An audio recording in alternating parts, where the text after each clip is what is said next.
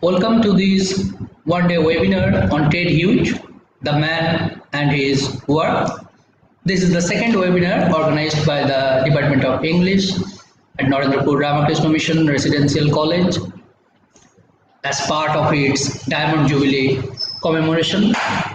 Today we have three speakers, and our beloved HOD, Professor Arya Ghosh, will deliver a brief welcome note and he will introduce the speakers.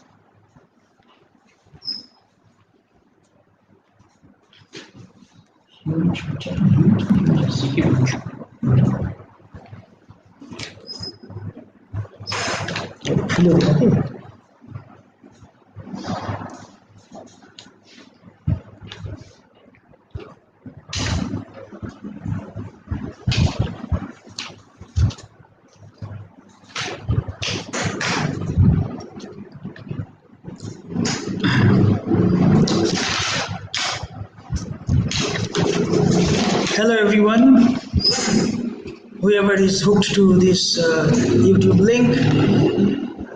Ramakrishna Mission Residential College is now commemorating its Diamond Jubilee from 3rd August 2020. The Diamond Jubilee year has begun. As part of the commemoration, as part of the Diamond Jubilee celebration, the Department of English has decided to organize a series of webinars.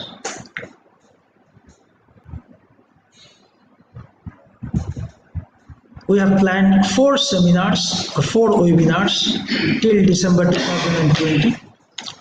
The first webinar has already taken place. The convener of the webinar was Professor Hossien Mondal. The theme was Satyajit Ray, the home and the world. The second webinar, which will ensue shortly, is on the poet Ted Hughes. The webinar convener is our beloved colleague, Professor Dibakar Sarkar. Dibakar is an expert on Ted Hughes and Sylvia Plath by his own rights. He has studied extensively on these poets, done a lot of research, and is in the middle of many extended research programs on these poets. I will read out their bio note in a minute. But for the lovers of Ted Hughes, for the lovers of his poetry, this is a moment of pleasant attention, because when we come to Hughes, we expect only an outburst of energy. Hughes is not a poet of the older generation with conventional wisdom. For Hughes, whatever the society considers to be moral is actually immoral. And whatever the society considers to be immoral is actually moral. So, whenever we read Hughes or even imagine him, we can visualize a jaguar or a cheetah sprinting across the printed page. And his poetry takes us by surprise. All our conventional value system is torn apart. We stand at the end of his poetry. The reading experience at the end of the line is that we stand alone, shaken, completely shaken to our roots. The voice of Hughes is a voice of immense strength and clarity of vision. Right? He sees through things in wide open eyes, without any prism of established opinion belief systems, value system, or any other transparent or translucent veneer of language which human society has erected since the centuries. I won't take any more time. Right, the three speakers here are all experts on Ted Hughes. Dr. Amzad Hussain will speak first, followed by Professor Krishanu Maiti, and the last speaker will be Professor Dibakar Sarkar. Dr. Amzad Hussain, who has done a PhD on Ted Hughes, is currently Professor of English and Dean of Students' Welfare at Arya University. He completed his PhD on the poetry of Hughes at IIT Kharagpur in 1993. He had an opportunity to meet and interview Ted Hughes in 1989. His areas of interest are contemporary British poetry, utopian literature, Indian writing in English, and the process of emergence of cultural modernity among the Muslims in Bengal. There are many publications to his credit. Some of them are The Poetry of Ted Hughes, History, Myth, Identity, published in 2014. The Hossien Endowment and the Progress of Education in Colonial Bengal, 2015. And a collection of Bengali essays entitled Nirikhon, Sahitya o Sanskriti. It came out in 2011. He has also translated into English short stories of Bangla Dalit and Muslim women authors. Professor Krishanu Maiti is a lecturer of English at Pashkura Bonamali College, Autonomous, West Bengal. He wrote his PhD dissertation on the representation of animals in D.H. Lawrence and Ted Hughes. His areas of interest include animal studies, posthumanism, and environmental humanities. Recently, he has co-edited a volume titled Global Perspectives on Eco-Aesthetics and Eco-Ethics, a Green Critic, published in 2019 from Rauman and Littlefield, a publishing house from the USA. His article on Buddhism and veganism is slated to be published in the Routledge Handbook of Vegan Studies, which will be published this year in 2020. Professor Dibakar Sarkar, our last speaker, is an assistant professor of English at Ramakrishna Mission Residential College, Autonomous, Narendrapur. His areas of interest are modernism, American literature, feminism, and partition literature. In 2017 and 2018, he visited the Ulster University, North Ireland, and the Cardiff University to present papers on Ted Hughes and Sylvia Plath. He received a full bursary from the University of London to attend the T.S. Eliot Summer School in 2018. He was awarded the prestigious Charles Wallace India Trust Scholarship in 2018 from the British Council. I welcome each and every speaker to this program. I welcome the viewers as well, our students, current or former, or any guest who want to chip in. This is going to be a very interesting webinar because Ted Hughes is not usually discussed in any canonical syllabus.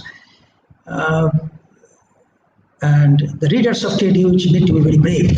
Yes. So this autumnal afternoon, I welcome all the speakers and everybody to witness a webinar packed with dramatic impact. Thank you.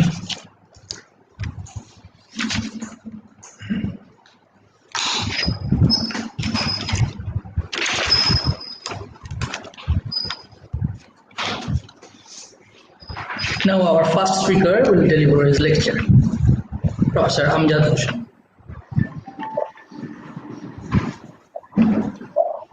Hello, can you listen to me, please? Hello, am I audible? Sir. Yes, sir. So, shall we start then? Yes, sir. Thank you. Well, good afternoon, everybody. It is a great pleasure as well as privilege to be invited to this webinar. I am very thankful to the head of the department, Dr. Arya Ghosh, for the kind introduction he has given to me.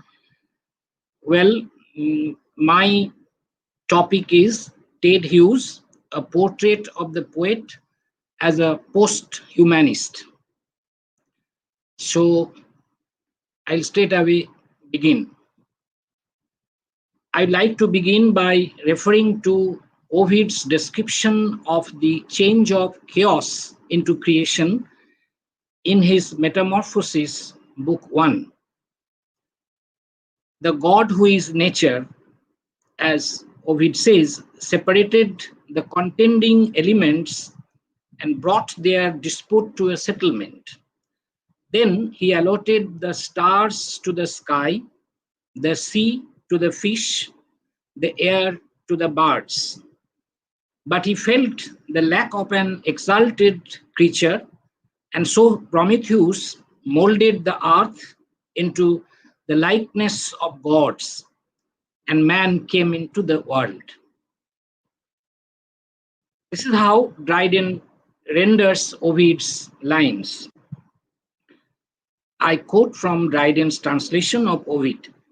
A creature of more exalted kind was wanting yet, and then was man designed, conscious of thought, of more capacious breast, for empire formed, and fit to rule the rest. Thus, while the mute creation downward bent, man looks aloft, and with erected eyes beholds his own hereditary skies. Now, therefore, we see here Ovid places man at the top of a hierarchical construct.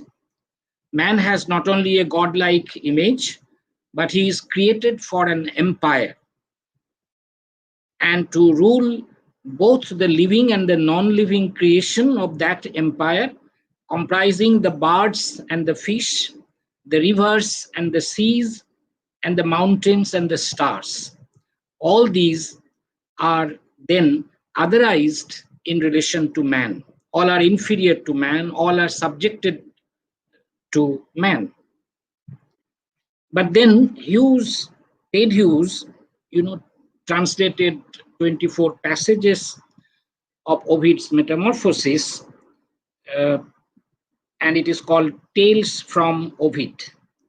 There we find that Ted Hughes actually removes this hypothesis of human supremacy and human exceptionalism. In Hughes's version, Prometheus took the dust and mixing it with water, pounded it, I quote, pounded it, thumbed it, molded it into a body shaped like that of a god. He continues, though all the beasts hang their heads from the horizontal backbones and study the earth beneath their feet, Prometheus upended man into the vertical, so to comprehend balance. Then tipped up his chin, so to widen his outlook on heaven. So Hughes's retelling of Ovid's passage here is, we find, anti-anthropocentric and anti-speciesist. Man may have a body shaped like that of a god, but he is not created to rule the rest of the creation. He is not to have dominion over the beasts. If the beasts have a horizontal backbone, man is upended into the vertical only for the sake of balance. I quote Hughes's words. The beasts study the earth beneath their feet. Man looks up to the sky. So their work, man's work may have a wider scope, but there is no indication that men are commanded to rule over the rest of the mute creation. Man is just another species among all others. Hughes's decentering of man indicates, we would say, a sort of post-humanist turn, because he challenges the positioning of the humans at the top of the hierarchical scale. Now, Tales of Ovid was published in 1997, just 1 year before Hughes's death in 1998. But what may be called a kind of proto-post-humanist thinking can be discerned in his poetical works from the beginning of his poetic career.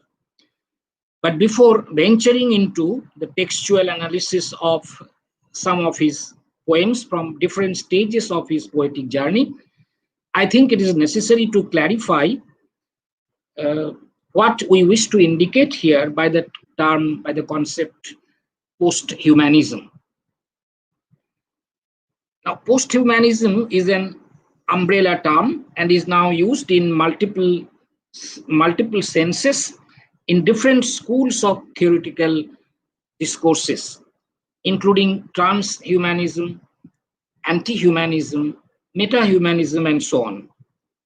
Here, we employ the term chiefly in the sense in which it is used by Francesca Ferrando, Rossi Briadotti, Donna Haraway, and Carrie Wolf.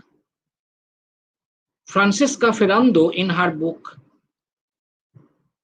Philosophical Posthumanism, describes it as a post-humanism, post-anthropocentrism, and a post-dualism. And hyphen is important, although she uses the word posthumanism without hyphen. But in order to define this term, well, she gives these three characteristics as a post-humanism, post-anthropocentrism, and post-dualism. For instance, Fernando points out that in order to understand the term human, classical Roman and Greek idea of the human actually meant the primacy of some select humans. She demonstrates that etymologically the term human is derived from Latin humanus, adjective of humus, meaning earth, ground, soil, etc., and thus earthly beings. And this term has an exclusionary legacy. According to the Romans, just as the gods or the animals cannot be included among the humans, the barbarians or the uncivilized people living outside Rome and slaves could not be regarded as fully human. So all human beings who are genetically the same were not regarded regarded as humans in the Roman history. The Romans regarded themselves as Homo humanus as opposed to the Homo barbarus, who were not humans. Similarly, Aristotle defined anthropos, or the Greek word for humans, as zoon politikon, or political animals, that is, related to polis or city, as well as civilization. And the cityless people, for instance, the slaves, the resident aliens, or women were excluded, women who were also excluded from political life, were low in the hierarchical scale. Aristotle also identified anthropos or humans as those who could use logos or speech, meaning usually the Greek language, and reason also, because logos also suggests reason. Languages other than Greek were considered to be merely gibberish and not human speech. So speakers of those languages were inferior creatures and not to be included among the humans. Actually, posthumanism goes beyond this kind of exclusionary signification of the term human. Similarly, the ideas associated with humanism that emerged during the Renaissance in early modern Europe or during the 18th century European Enlightenment we know, resulted in slavery, colonialism, and Orientalism that portrayed large sections of humans in many parts of the world. For instance, the slaves, women, Asians, and blacks as subhumans, or not deserved to be regarded as humans. Now, posthumanism is also a post, or going beyond that sort of exclusionary, oppressive, and exploitative humanism. Now, Ferrando characterizes this post-humanism as the symphony of pluralistic human voices that had been suppressed before. And secondly, post-humanism is also a post-anthropocentrism. Now, we know Western humanism also considers some humans as superior to other species of non-human animals and non-human entities in the planet Earth. It puts the human species at the center of the universe, the non-human and the non-human animals at the margins. One of the effects of this anthropocentric Weltanschauung or worldview is the Anthropocene. The centrality of the humans separates them from non-human animals and leads them to commit crimes against the non-human others. Human body as if is separated from the planet Earth, and it is regarded as autonomous and sovereign and free of the physical processes of nature. Now, philosophical posthumanism has another characteristics. It is called also post-dualism. Now, we know that many hegemonic knowledge systems are based on rigid essentialist dichotomies, which are used as traditional strategies of identity formation practices. Now, although dualism need not be hierarchical, but in the history of Western thought, the two sides of a binary are placed in a value system, which takes one side as positive and the other as negative. For instance, male, female, mind, body, white, black, master, slave, colonizer, colonized, human, animal, human, machine, etc. In this series, the left-hand side term has positive connotations, and the right-hand side term has negative connotations. But being different does not mean being better or worse. So, if this dualistic mindset is not addressed and is allowed to form hierarchical socio-political constructions, then new forms of discriminations will emerge, such as portraying robots as the new others. So this is briefly we mean by post-humanism. Post-humanism is post-humanism, which comes after humanism, or the kind of idea associated with the term the human in say Renaissance humanism, or even earlier in Roman and Greek etymology, or in the 18th century European Enlightenment, as well as post-anthropocentric and post-dualism. Now we wish to see how far these kinds of ideas are found in the poetry of Ted Hughes, whether we can draw on these ideas to interpret Ted Hughes's poems. Now, Ted Hughes, of course, is not a philosopher, so he, in a way, with his imagination, tries to subvert what we may call the say hierarchical structures in human society, etc. Now, we will find that Ted Hughes interrogates the idea of the human as autonomous and the hierarchical legacies of the human in many of his early poems also. Let us take, for instance, the opening poem, also the title poem of his first volume of poetry, The Hawk in the Rain. In it, in this poem, Hughes shows that humans are not the measure of all things in the world. The speaker, a man amidst the rain and the wind, feels himself to be a most vulnerable being, a bloodily grabbed, dazed, last moment counting morsel in the earth's mouth. While he tries to escape the rain and the banging winds, he drowns in the drumming ploughland. He drags up hill after hill from the swallowing of the earth, from clay that clutches his each step to the ankle with the habit of the dogged grape. Now, the hawk mentioned in the title, Hawk in the Rain, is, we find, in harmony with the elements. During the rain and the streaming air, the hawk hangs in the sky effortlessly. However, the hawk is not given the primacy in a hierarchy either.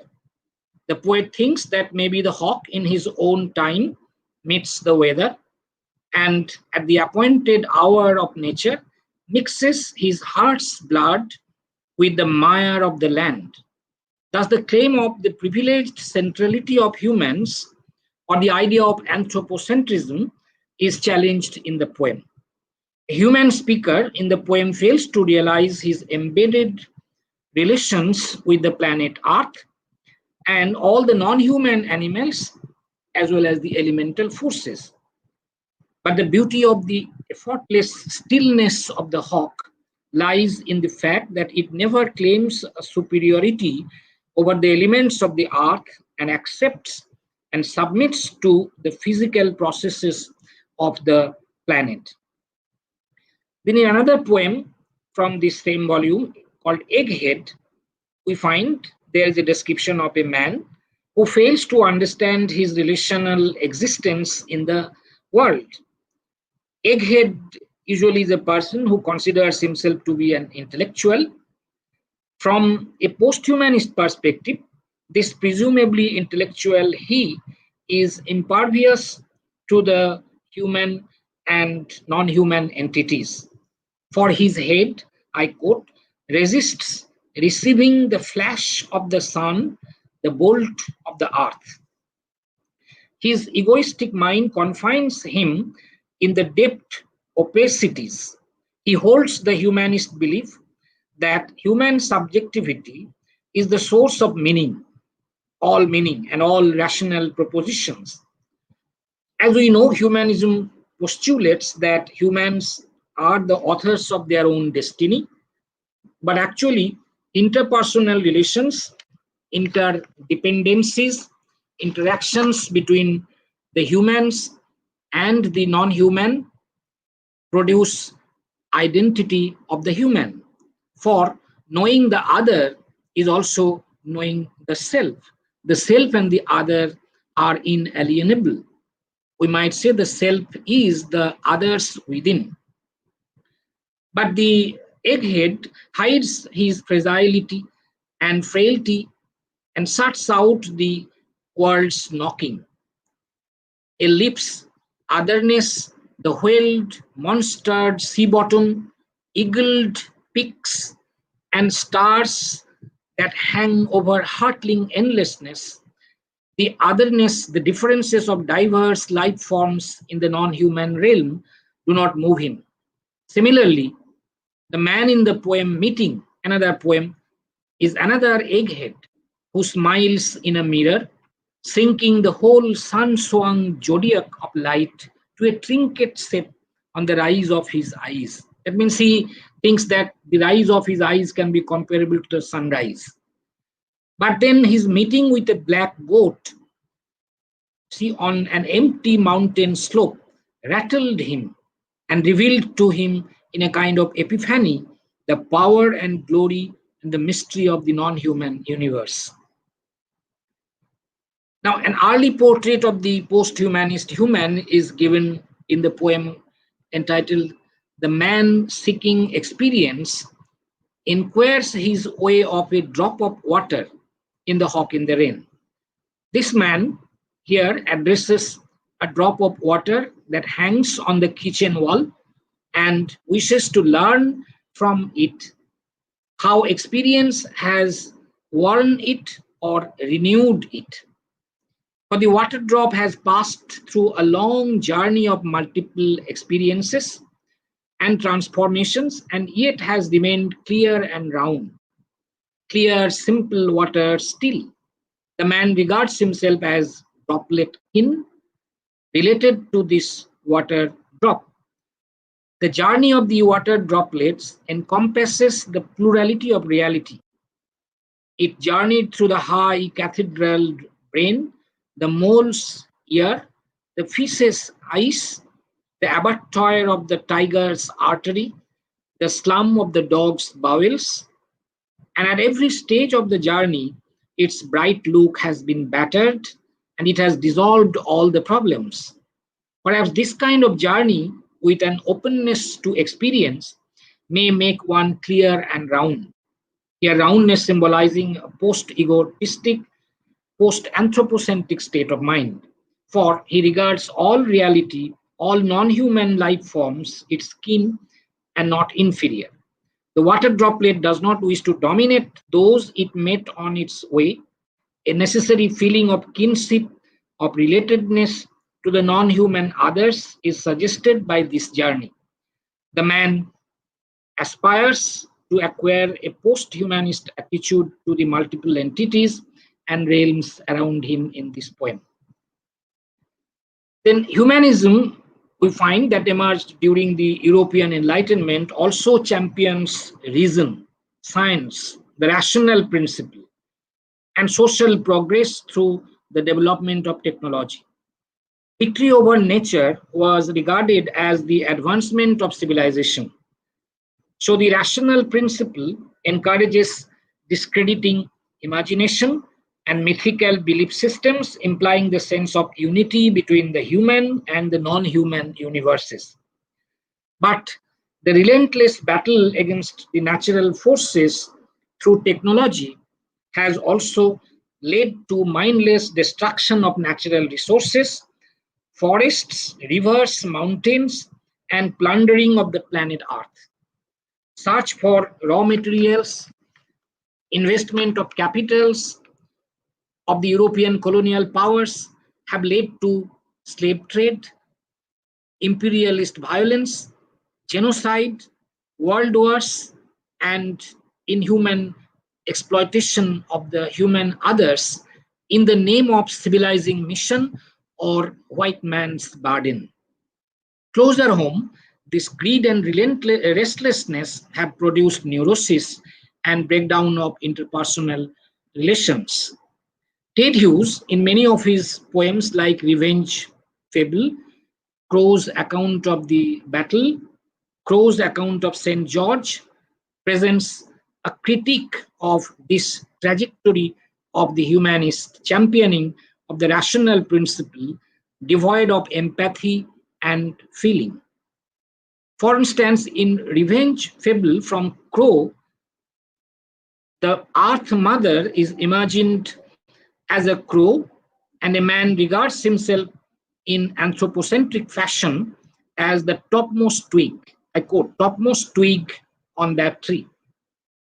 The man has constructed mathematical models and invented formulas, numbers, and equations and laws, which for him are ultimate truths to solve the mystery of the universe. So he pounded and hacked at her in the name of scientific investigation. With those equations and laws, he has invented bulldozers, detergents, central heating, rifles, and whiskey. Because of this relentless assault of the man, the mother died with her babes, all her babes in her arms. But then the man's head also fell off like a leaf. Here we find Hughes attempts to subvert the science and technology driven plundering and pollution of the planet Earth and man's anthropocentric and dualistic mindset, and reminds us of man's environmental responsibility and ecological interconnectedness. It does not mean that he is against technology, but perhaps he suggests that we should go for what may be called eco-technology, eco-friendly technology. Then in another poem, Crow's Account of St. George, the protagonist is presented as the opposite of the archetype of the quest hero who conquers chaos, evil, and temptations within him. Traditionally, St. George is depicted as a warrior holding a lance and ready to kill the evil serpent or the dragon. But in Crow's version, St. George is again a scientist who is obsessed with passionless abstract numbers. In his search for knowledge of the mystery of life, he dissects a gluey heart. With a knife edge of numbers, he cuts the heart cleanly into two. He finds the core of the heart is a nest of numbers. This is, I quote from the poem, the core of the heart is a nest of numbers. In his further researches, he commits further violence and hacks and scatters that living, throbbing heart or the life form into pieces. But when he looks back to the bloody scene, he finds, I quote, his wife and children lie in their blood. Now, Hughes thus implies that in the pursuit of scientific truth, the protagonist has killed the feelings in the depth of his own heart and his ability to love. Now, the post in philosophical posthumanism does not imply a potential evolutionary leap of the human or moving beyond humanness. For posthumanism is to be practiced, is to be enacted beings. It advocates a shift in perspectives, a revision of the notion of the human, and a praxis which fully embraces a post-anthropocentric subjectivity. Because belonging to the human species does not necessarily entail an anthropocentric standpoint. It encourages, posthumanism encourages us to reflect on our location in the world and become aware of our implicit and explicit biases. The biases and privileges enjoyed by the humans can, restrict their perception of the self as open networks. The access that true self requires to access that true self requires undergoing radical transformation. In the three great sequences of poems of the 1970s, Crow, Cape Birds, and Godet, Hughes dramatizes this process of radical transformation of their protagonists. We cannot discuss all the sequences in details, but for instance, in Godet, we find an Anglican priest, Reverend Nicholas Lumb, is carried away by the elemental spirits for some work in their world. Now, after the completion of that work, he reappears in the west of Ireland.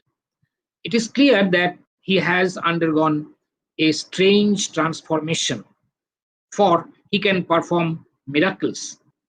The three small girls come across this priest and observe that when he whistles, a beast comes out of the water in response to his whistle and gets ready to jump into his lap. The miracle suggests a communication between the human and the non-human realms. We might say the boundary that separates the non-human and the human here is just obliterated. Thus, Hughes not only interrogates and subverts the biased structures of powers in contemporary society by, the anthropocentric structures or the dualisms, etc. But that we found in the poems like Crow's Account of St. George or Revenge Fable, but we find that he attempts to embody the idea of post-human in the portrait of the changed clergyman, Reverend Lumb. Another portrait which goes close to such an idea can be discerned in Wado, which was published in 1967. Wardos are legendary characters from the Middle English poem Sir Gawain and the Green Knight. Hughes imagines his Wardo as he says in one poetry reading session, half man or half animal, half all kinds of elemental little things. The poem begins with the question, what am I? And then it is followed by a series of questions. Of course, Wardo does not have all the answers to his questions, but he searches for an answer in an open mind. For instance, I quote, towards the end, he says, I suppose I am the exact center, but there's all this, what is it? Roots, roots, roots. So although you see, he has that kind of idea that maybe he's at the center, because the idea of the anthropocentrism is very hard to remove from our minds. But then he also realizes that he's surrounded by so many non-human entities. So he is looking for his roots. What is his roots? This is again, he says, he asks these questions. Do these weeds know me and name me to each other? Have they seen me before? Do I fit in their world? I seem separate from the ground and not rooted, but dropped out of nothing casually. I have no threads fastening me to anything. I can go anywhere. I seem to have been given the freedom of this place. What am I then? Now he understands the difference, that he's not a tree fixed, etc. But then, what is his relation to all these things? He imagines that he has a very close relation to all these things. Thus, Wardo is aware of a rhizome-like existence who dismisses the anthropocentric dominating thoughts and free from any sort of hierarchical biases, searching for roots and his links with other entities in this large world where he has been dropped. This, I suppose, comes close to the posthumanist attitude. Thank you very much.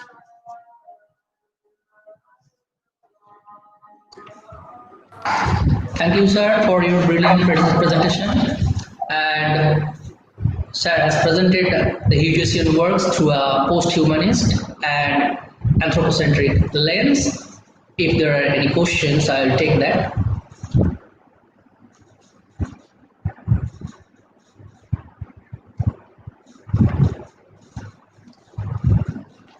Sir, there is one question. Am I audible, sir? Yes, I can listen to you. There is one question. One of the listener wants to ask this question: that is there any clear involvement of Hughes in the Green Revolution of UK? Well, he was a sort of activist in the Green movement in England. He has said in many places that when he was in the USA, he read the book The Silent Spring, which is a kind of foundational text of environmentalism. And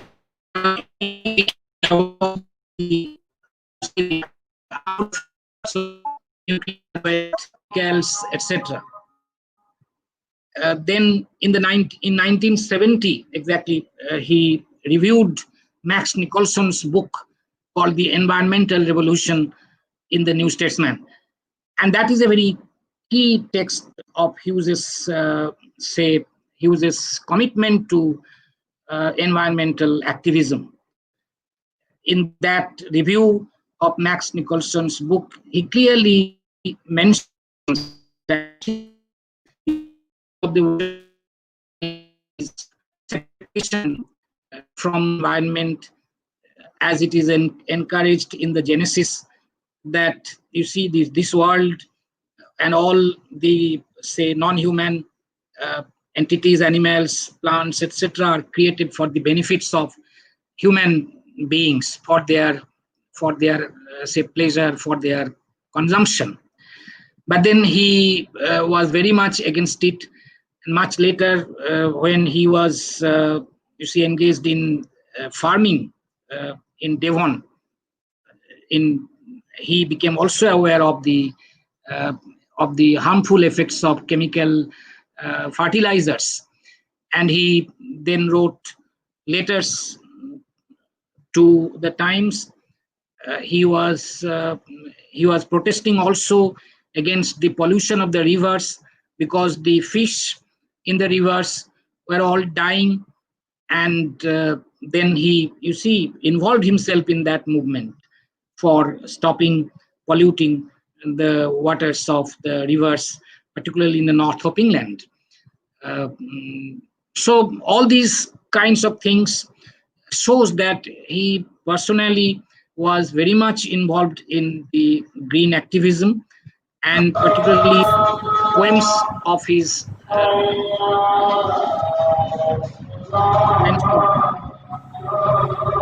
poems of the last phase of his life, obviously, you see, are all, you may say, are showing the effects of his involvement in green revolution. I think I have answered the question, if anything. Thank you, sir. Thank you for your erudite presentation. Now we will take the next speaker. Thank you, sir. Thank you. Krishanu, am I audible to you? Yes, you are audible. Okay. Our next speaker is Dr. Krishanu Maiti. Krishanu, you may proceed now. Okay. Thank you very much for inviting me in this webinar, and I really feel privileged to share this virtual platform with the respected teachers of the Department of English, Narendrapur Ramakrishna Mission Residential College, and also, of course, with Professor Amzad Hossien, who is a renowned Ted Hughes scholar. So in my discussion, as you can see, that the title of my lecture is rereading.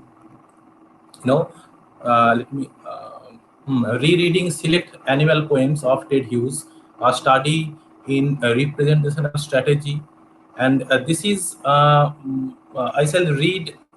I'm just sharing the screen. Please respond to me if you can find the screen. Okay. So can you see the screen?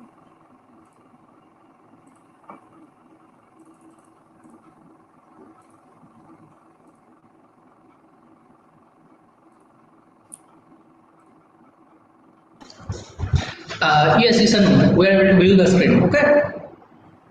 Yes, I am sharing the screen. I have already shared the screen. Can you see that?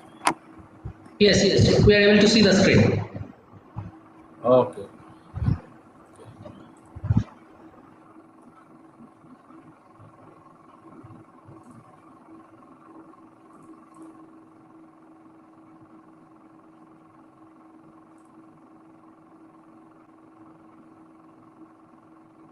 Okay, great. Okay, so thank you very much, Professor Amzad Hossien, who has pointed out various aspects of posthumanism.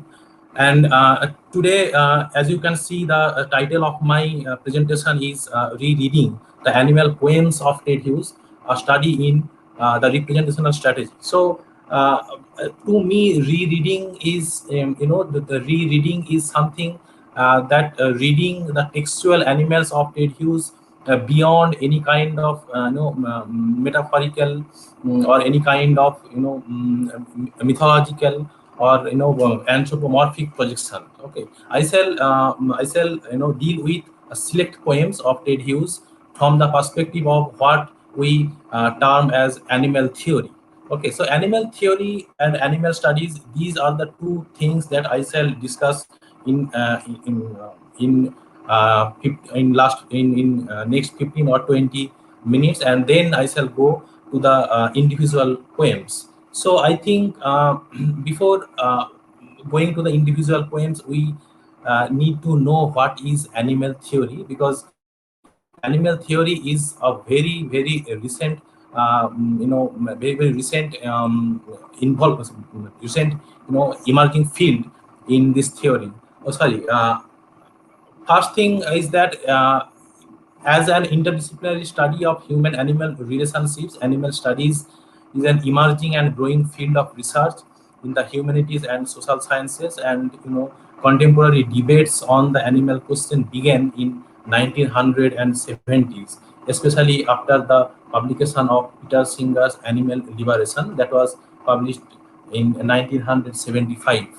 And then another book that triggered the animal centric criticism, or animal centric, or you can say the pro animal thoughts, that is Tom Regan's The Case for Animal Studies, that was published in 1983.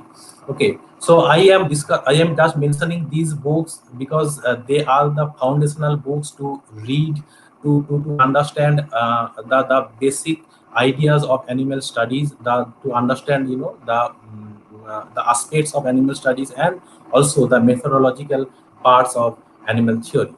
So as you can see, I am using two words. One is animal theory and second one is animal studies. And I think they are, though many critics think that they are interchangeable, but I think there is a subtle difference between these two terms. The first one is animal theory is the methodological aspect to reread the animal centric literature. Okay, so this is the animal theory, and animal studies is the broader field. Okay, where we can deal with animal rights, animal welfare, animal ethics, or something like that. So over the past 4 decades, the status of animals have been rethought, and thus the human-animal relationship has undergone a re-evaluation. In the age of Anthropocene, species extinction and habitat loss due to deforestation, hunting, poaching, Jew entertainment, laboratory testing, and so many other issues that compel us to rethink about our companion species. Okay, let me point out the name of the book, that is About Looking, written by John Berger. And in this book, John Berger remarks that real animals have begun to disappear from human lives due to commercial exploitation and mechanization. And his writing is one of the earliest to force us to rethink animals and re-evaluate the human-animal relationship. Okay. So, okay, and then and his writings has a profound impact on the animal theory.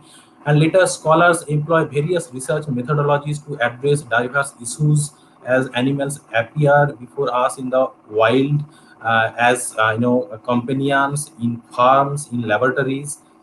And scholars from different disciplines name this field in many ways. Okay, some of them might be considered as subfields, while others are general names used to refer to the entire field. Okay. Thus, we have critical animal studies, that is CAS, or we can say CAS. There is another naming, that is human animal studies, that is HAS, and there is another naming, that is animal and society studies, that is ASS. Apart from these, also we know about there is a naming of anthrozoology, zoo poetics, something like that. Okay, so that will be discussed in the next points when I deal with the individual poems. And the rise of animal studies is a response to the emergence of animal rights movement, and so the scholarship should be directly influenced by ethical concerns regarding the treatment of animals. Okay, that influence varies by discipline. That influence varies by discipline, but the humanities are probably the most comfortable in terms of animal ethics advocacy. Okay, so let me tell you one journal that is one of the earliest journals on animal studies. That is the society. The name of the journal is Society and Animals, and the chief editor Kenneth Shapiro, who argues that the main purpose of the field is to understand our varied relations to them. Okay, to access the costs, that is economic, ethical, and most broadly, cultural of these relationships. So now I come to a very important part. So how we can call our animals? Okay, how we and the question what we should call animals. They object to referring to they, I means the scholars, the various scholars who experimented with various aspects of animal theory and the various facets of animal studies. They object to referring to all species except humans as animals. Okay, because the lumping of all animals into the singular word, the singular word that is within quotation animal, okay, that repudiates the diversity of animal lives. Therefore, they include the non-human before the word animal. Okay. So that is why we use a non-human animal in order to remind us means we human beings, to remind us that humans are animals too. Interestingly, the editors of leading journals on animal studies instruct their contributors of this journal to use non-human animal instead of only animal. Some scholars prefer to use other animals in order to highlight the politics of othering. However, the use of non and other reinforces the Western dualism of human-animal relations. To avoid this politics of othering and to uphold, the verbal activism, there is a portmanteau word that is the animal. The spelling of the word is Anymal. I am very sorry that I have not mentioned that in the slide. So I have the word is animal, and the spelling is Anymal, and this is portmanteau word, and that refers to an animal of any species. That means any male that will be the the emergence of the, or the the coinage of the word animal is the juxtaposition of the two words. The one is any, any, and animal, animal. So that actually that refers to the an animal of any species, and it actually brings human beings and animal beings under the same umbrella. Okay, so the portmanteau word animal, Anymal, that offers a one word alternative to the referent, any animal who does not happen to be the same species that I am. Okay, so now come to Malamud's how Malamud points out, the main purposes of animal-centric literary criticism. I am not going to the posthumanism because Professor Hossien has already pointed out the various aspects of posthumanism, and you can see here in the slide that Malamud's points, and this is very very important when you read any kind of centric text or any or pro-animal literature. So the first point that Randy Malamud in his book Poetic Animals and Animal Souls, that was published in 2003, and he mentioned the first point is that to encouraging people to see animals without hurting them. Okay, this is, he talks about the textual animal. So encouraging people to see animals without hurting them, without capturing them, without constraining them. Now the second point is understanding how animals exist in their own context, not in our context, and without impinging upon or damaging their context in the process. So now come to the third point. The third one is teaching about animals' habits, their lives, their emotions, their natures, as much as can be done from our limited and biased perspective. So aesthetic representations can do at least a good job of this, I think. And then the fourth point is advocating respect for animals on their own terms, not because of what they can do for us or what they mean to us. So the third and fourth point is, these are the 2 points whose whose reflection we can easily find Ted Hughes' children's poems. Now that come to the fifth point, that is knowing animals somewhat, learning who they are, how their lives relate to ours, developing a culturally and ecologically complex, problematized vision of what an animal means. So using our aesthetics, our cognitive and perceptual vocabulary to establish and embellish, to the fullest extent possible. So these ideas are very pivotal in the field of animal studies, and that they are used by scholars in time and again in various ways according to their theoretical parlance. Uh, and I think these parameters or these aspects is very much necessary when we read animal poems, because uh, we have to unthink animal. Okay, we have to unthink animal because animals have already co-opted as pet, zoo animals, farm animal, and so forth. So we have to unthink animal in order to rethink them or re-evaluate our relationship with them.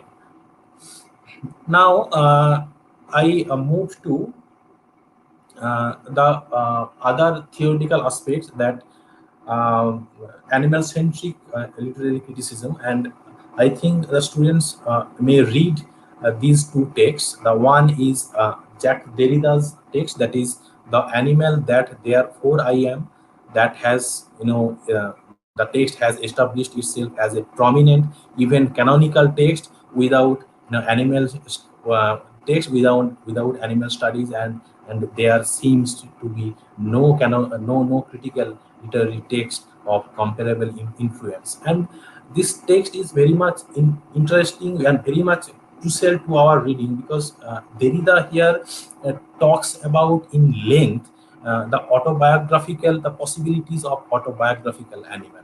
He talks about animal gauge, the singularity of animal lives, and in doing so, he finds fault with the anthropocentric, Western philosophical orientations regarding the animal. I am telling you, I am not going in detail about anthropocentrism, because Professor Hossien has already given a long lecture on anthropocentrism, and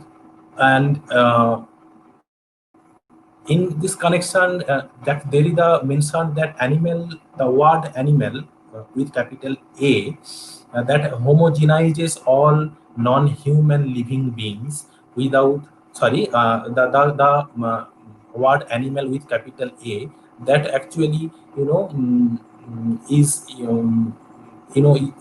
is very much challenging, because it does not homogenize all non-human living beings without accounting for the heterogeneous multiplicity of their lives. So he prefers to use animals with capital A rather than uh, animals with small a rather than animal with capital A. So after that, I think another text is very important to read, to understand the animal theory or the various aspects of animal animal studies. Change the slide. Let me change the slide. Another text is very important, I think, to understand the various aspects of animal studies. That is Donna Haraway's text, that is the common the companion species manifesto, and another text is When Species Meet. And these two texts actually critique human exceptionalism and state that it is both foolish and harmful to prioritize human centrality. So at the same time, Haraway, coined a very important term to understand our relationship with animals. These terms are significant otherness, and also the entanglement, the relationship between human and animal. So these are the key terms that is very important when we read any textual animals, and the animals represented by Ted Hughes.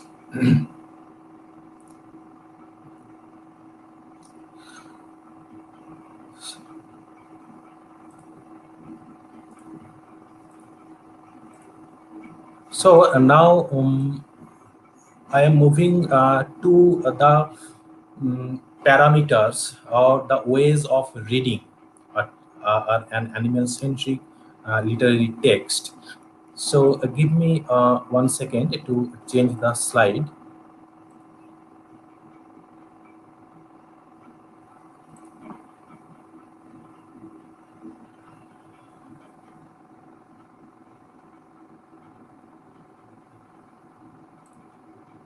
It will be reflected within 5 seconds, I hope so.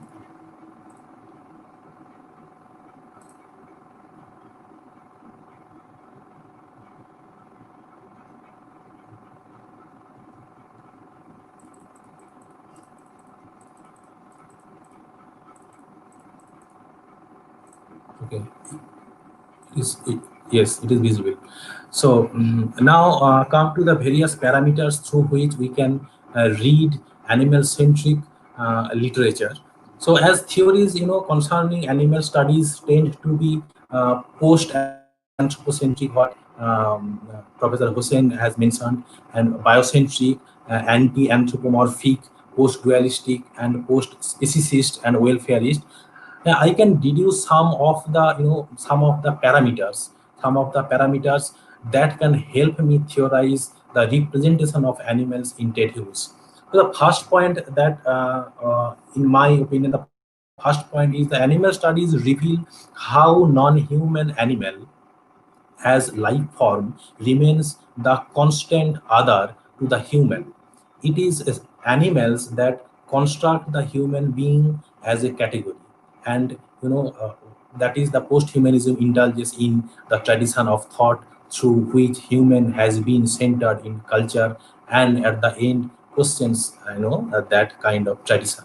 And now come to the second point. The second point is animal studies necessarily oppose the anthropocentrism, because the latter uh, not only considers the animal as an oppositional but also an inferior other to the human being. So animal studies critique certain aspects of humanism. Animal studies challenge the human's constructed criteria that institutionalize the difference between humans and animals through literary, cultural, and religious texts. So, time and again, autonomy, agency, rationality, sentience are those criteria through which we can, revisit the previously constitutionalization of the hierarchy. Now come to the third point, that is animal studies emphasize the heterogeneity and multiplicity of animal lives and reject the humanist tendency to homogenize all animal or all non-human life forms. So central concepts in post-humanist animal studies are finitude, vulnerability, and alterity. So this is what Jacques Derrida has mentioned in his book, The Animal That Therefore I Am. And you can easily locate how Derrida changes the name of the title of the text, that is the animal that therefore I am, is actually he challenges the humanist thinking of Descartes, that is I think therefore I am. So animals are intriguing, complex, and seemingly unfathomable as human animals. What they want to emphasize. Now come to the fourth one, that is animal studies show how humans and animals evolve together and how they are connected in the ecosystem. So what previously Haraway talks about entanglement. The relation between them is that of interdependence and not of a hierarchy, and thus animal studies have some methodological similarities with eco-criticism. So later I shall mention where animal studies or animal theory is different from eco-criticism. So fifth one is that is both post-humanism and animal theory reveal the ways through which the species hierarchy are institutionalized. Besides, both investigate the literary and cultural texts in order to find out who the pro-animal writers are. Okay, so who the pro-animal writers are. And the sixth one is animal studies look through the literary and cultural texts to find out the ways humans trespass, human trespass animal habitats and exploit and abuse animals for the sake of their own purpose. So these are the things that you have to keep in mind.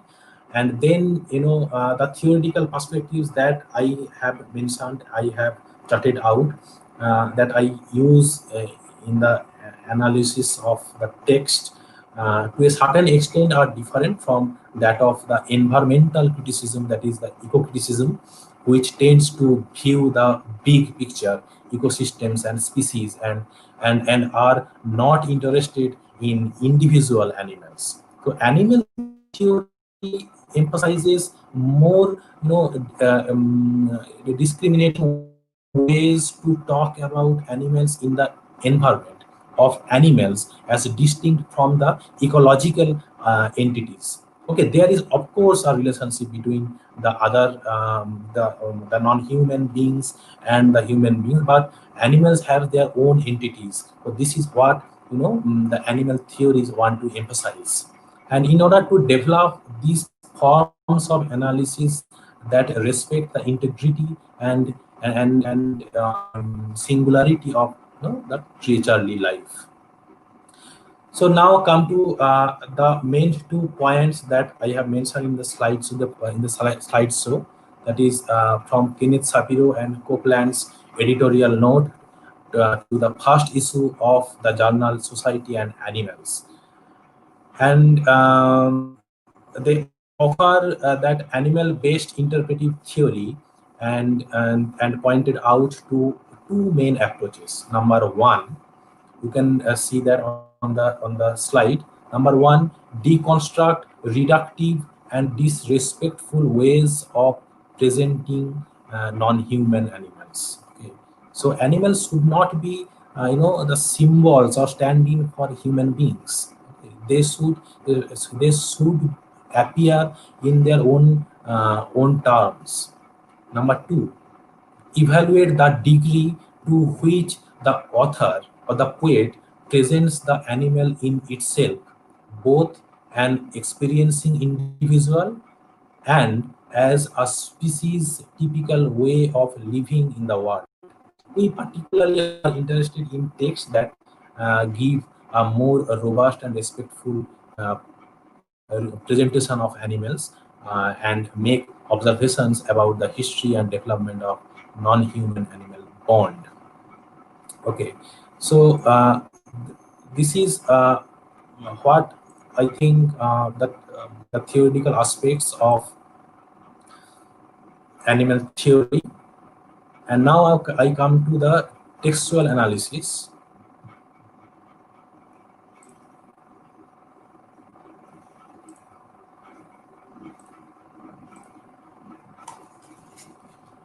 So now come to the textual analysis, and I divide this portion into two halves.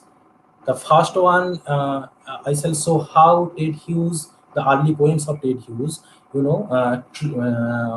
critique anthropocentrism. Okay, anthropocentrism. And the second half of the poem of my lecture will be on how Ted Hughes's concept of animal ethics come into play. Okay, Ted Hughes is, unquestionably a touchstone in the contemporary studies of nature poetry, and the range, the variety of his animal poems contain multitudes, and the study of his poems partly surveys the entire Western, approaches to animal life. So at times, his animals are poetic symbols in the manner of Blake, what we can find in The Hawk in the Rain and Lupercal. Sometimes his poems are works of detailed realism that we can find in Moodtown Diary, and sometimes there is a peculiar combination of modernism and folklore that we find in Trope poems. And also, the poems are sometimes, the remappings of classical mythology, that is, in his that we can find in his translations of Ovid's Metamorphoses. So Ted Hughes' scholars have approached his poems concentrating on the representation of animals in different volumes. The first scholar, I think, that is the Keith Sager, who labeled Ted Hughes as nature poet, uh, or more patronizingly the animal poet. So he was the first one who labeled Ted Hughes as the animal poet.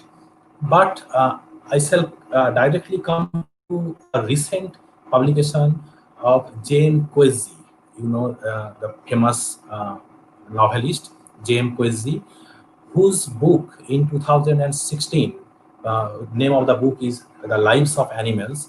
In this book, the fictional character, there's a fictional character, and the name of the fictional character is Elizabeth Costello. And Elizabeth Costello, wrote, was all praised for the Jaguar poem. Okay, and he wrote about the Jaguar poem, and I read the portion from Elizabeth Costello's or Jim Quiz's book. Is by boarding forth the Jaguar, Hughes shows us that we too can embody animals by the process called poetic invention that mingles breath and sense in a way that no one has explained and no one ever will. He shows us how to bring the living body into being within ourselves. When we read the Jaguar poem, when we recollect it afterwards in tranquility, we are for a brief while the Jaguar. He repeals within us, he takes over our body, he is us. This is very, very fine piece of writing by James Quasi, and very, opens the door how to read, animal poems of Ted Hughes.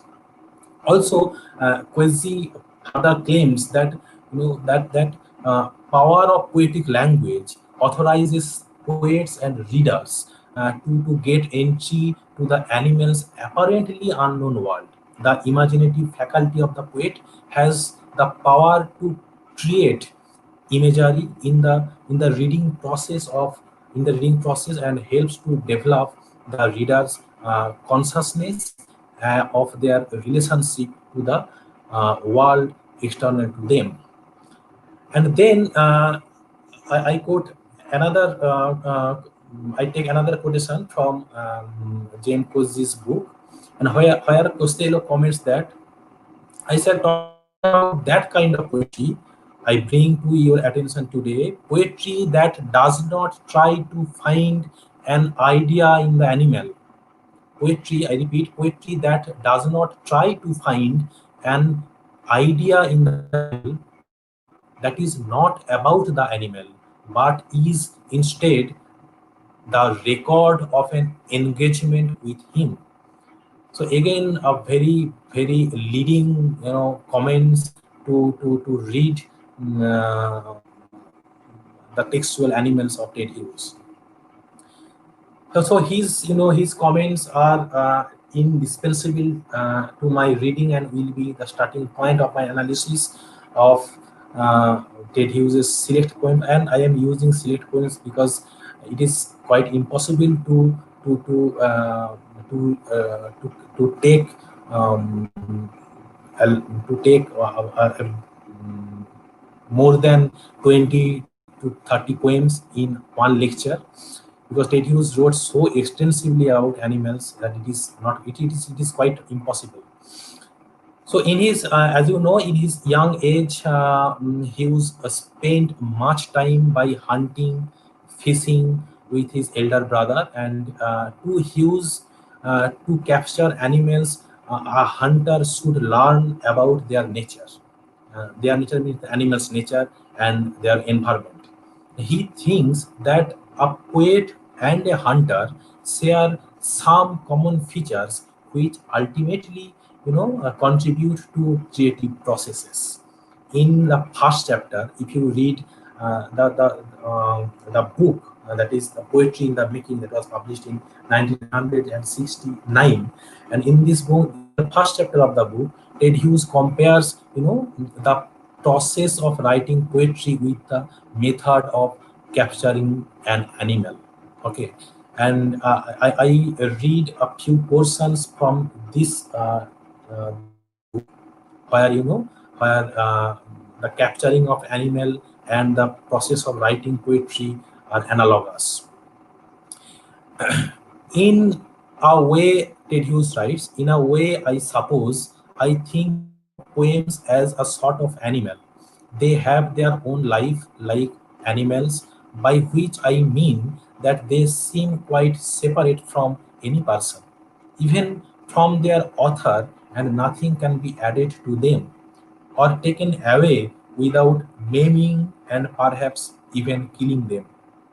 And they have a certain wisdom, and they know something special, something perhaps which we are very curious to learn.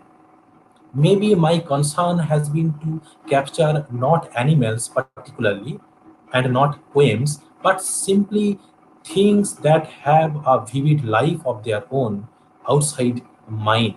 So, according to Ted Hughes, I think poetry and animals are indistinguishable in the way that they are independent but interconnected with their own environments.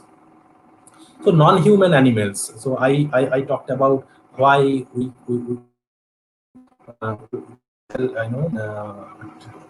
why use the term non-human animals instead of only animal. So non-human animals have their own way of living in the world and perceiving the phenomena, and they independently adjust themselves in the ecological systems into which human beings cannot gain access. Okay. So Hughes thinks that only poetic language can open up, a unique passage to read, to unique passage to reach out that unknowability in the animal world, not by capturing literally, but perceiving the very existence of animal being in the world and try to understand them accordingly. So to him, capturing animals, I mean in real life, to him capturing animals in real life and capturing animals in poems are different stages of the same figure.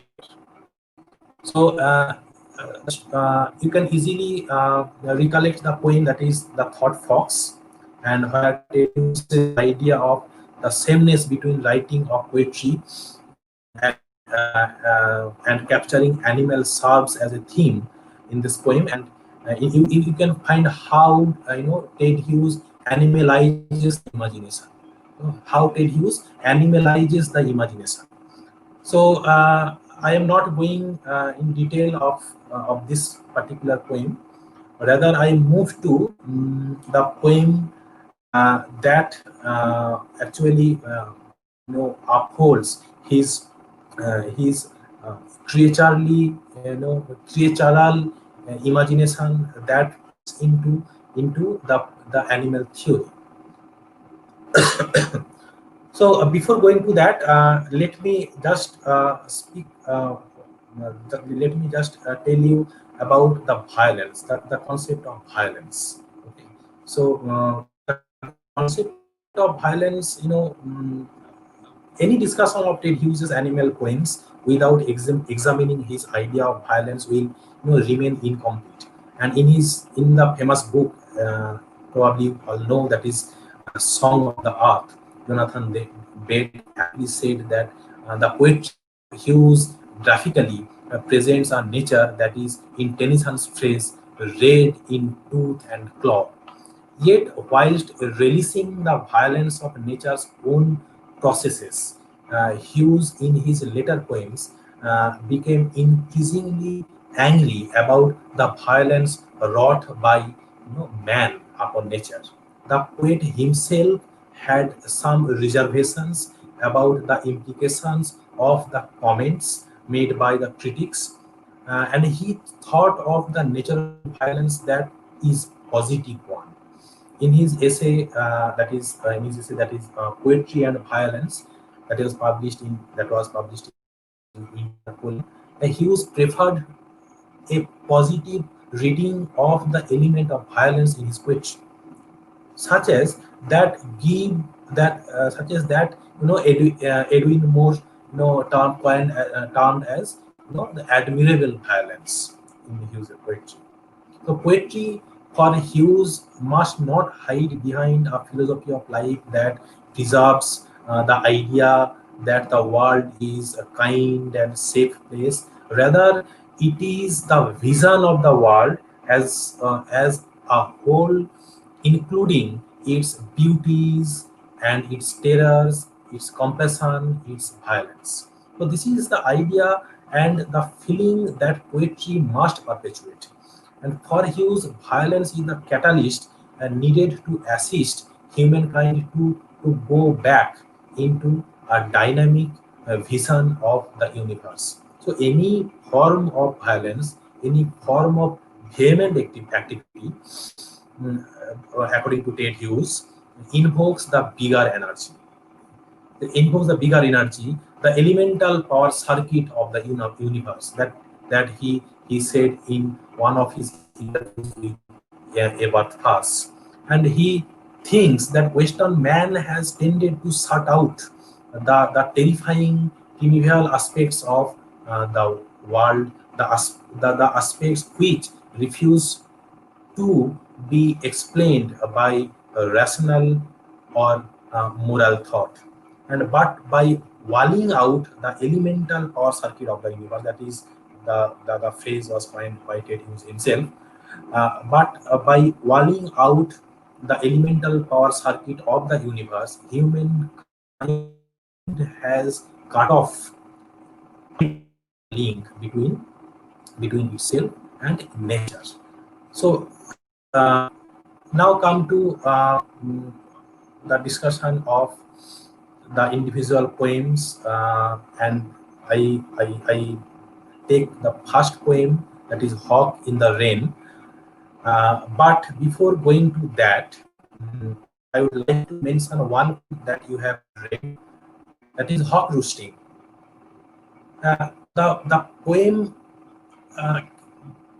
people the people who the experiment with animal theory, the animal studies, they call this is not this is not an animal, the so-called animal poems, because animal, the hawk has been anthropomorphized. The hawk has been given what, the given the human language, So hawk roosting is another self-consciously, you can say the Darwinian poem, though the hawk is heavily anthropomorphized. The kestrel here symbolizes the inhuman power of non-human nature. So whenever the poet attempts to anthropomorphize the animal, he neglects the ultimate unknowability of hawk's mind. Okay? By not presenting the hawk in and for itself. So, however, animal studies examines how far a poet becomes successful in presenting animals in themselves. And to quote Derrida, I have already mentioned that sort of thinking concerning animals derives from poetry. But here we see that hawk roosting, the thought process of hawk is actually highly symbolic and highly anthropomorphic. So in that sense, we cannot label hawk roosting is a perfectly animal poem. Okay, and in the same thing is happening to the two few crow poems where the crows have been anthropomorphized, and I am not going to those poems. I am going to the hawk in the rain that already been discussed, Professor Hossien in his lecture. The title poem, shows contrasting images of man and the hawk. Okay. The poem contains and the early development of Hughes's vision of the relationship of the animal world and the human world, the whole creation and the differences between them. So I find in this poem that speaker's forward movement is compared to the effortless flight of the kestrel and its natural airy skill in the storm, coming as a beautiful opposite. This is the main point of the poem, and the speaker, the human element in the poem, is very much earthbound, who struggles against the earthly elements. uh, and on the other side, the hawk is above this, literally and perfectly at ease in such foul weather. So whereas the speaker is, to quote from the text, whereas the speaker is drowned in the drumming prowland, the hawk effortlessly at height hangs his still eye. This essential difference, between the speaker and the bird is further developed, and the conclusion is that the poet would wish for the hawk's gravity-defying ability. And you can remember the last line, that is the master fulcrum of violence, where the hawk hangs still. So what mm, we can find in this poem is that human beings cannot copy the stillness and effortlessness of the bird. So Hughes finds it desirable. And another motif of violence related to death recurs in the poem. The author is straining for, yearning for that master fulcrum of violence, which the hawk has totally within its control.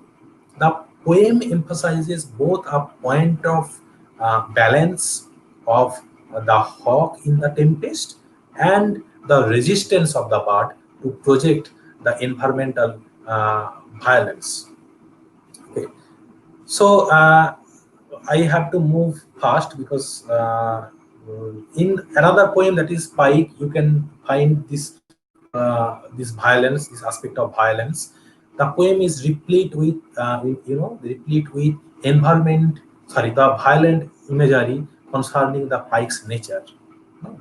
The poem is based on the real incident. I hope those of you who are interested in Ted Hughes's biography, how this poem was come out of the real incident. And the fact of cannibalism in the poem is conveyed straightforwardly. Okay, Suddenly there were two, finally one. These are the sentences where we can find the motif of cannibalism. The poem continues to provide graphic imagery, and the sagged belly and the grin in the following line, and the next line, in the next line of the suddenly there were two and finally one, and the line function as additional pieces of evidence for the murder. Okay, so what I find in this poem, that animals appear uh, in their own selves, and what we find by reading the violent poems, the violent animal poems, is that the animals become, the flag bearer of the natural law of survival of the fittest, because Hughes describes their identity, the killers from the egg, and silhouette against the green silhouette against the green pond bed as one of the submarine delicacies. Okay. So now I move to another very celebrated poem, that is Traces. Hughes considers that poem, the violent, and the animals are violent and vicious in the way humans generally mean these two words, uh, and they live by simply following the natural laws of killing. So this is what Ted Hughes thinks of the animals. In Traces, the narrator is intentionally detached. The poet creates a noticeable, divide between humans and Thrushes. Okay. So humans behave otherwise. Nature is completely described with aggression and in a very masculine style in Thrushes. So again, there is a difference in representing the animals and human beings, and the human beings in this poem,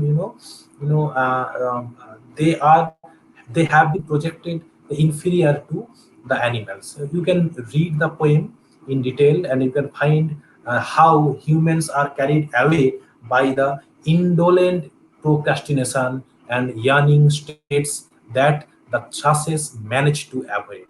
So humans cannot show the same impulsiveness, recklessness which these birds display. So man's world, as Hughes says, contains heroisms on horseback. Mostly the man's role is outstripping his desk diary and the carving at a tiny ivory ornament. So these human acts have no purpose as such, but merely reflect on Hughes's on humans themselves. Okay. So very recently there is a webinar on Ted Hughes, and Jonathan Bate in this webinar, he very beautifully talks about um, uh, uh, how we can level Ted Hughes as an eco warrior poet. Okay, and he shows that Ted Hughes shows a kind of wholeness of a natural creature and the dividedness of a thinking human, and this is very much has been showcased in this particular poem, that is Trusses. So now I move to the children's poem, and especially the moon whales and other poems and are under the north stars. And in these poems, Ted Hughes writes about animals by entering the intricacies of the animal behavior. So in moon whales and other moon poems, the poems like Moon Bull, Moon Ravens clearly show how Ted Hughes challenges the prevailing concept or conception of some animals. Okay, so animals here are not the predatory animals. Okay, so what we find in these children's poems is that Ted Hughes has some kind of a pedagogical purpose, to teach the children the how to treat animals, So I move to the next one, that is the Under the North Star. I think these are the poems that are not read frequently.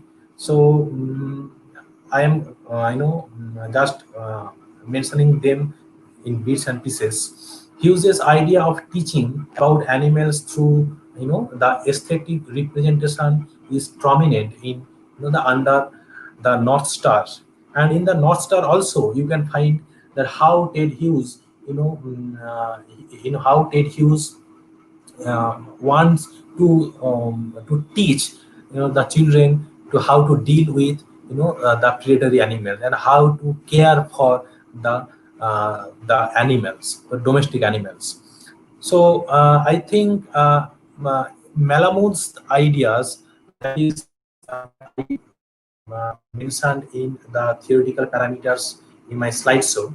So Malamud's theory of eco-critical aesthetic ethic that encourages children to see animals without hurting them and to develop a complex, problematized vision of what an animal means can be listed under his principle of giving animals their due respect.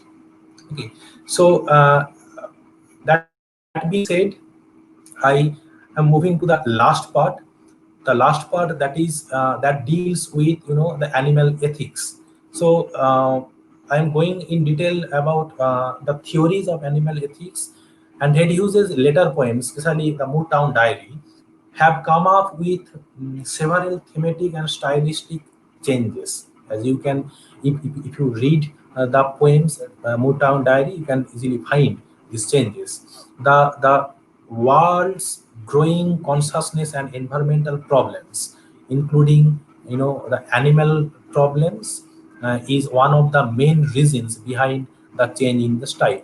And in Ted Hughes's poetry, three books. I can remember these three books. One is Russell Carson's Silent Spring, and the second one is Max Nicholson's The Environmental Revolution, and the third one is Peter Singer's Animal Liberation, a new ethics for our treatment for animals. So these are the three books I think had a great impact on Ted Hughes, though Ted Hughes only mentioned his indebtedness to Nicholson's book is one of his interviews.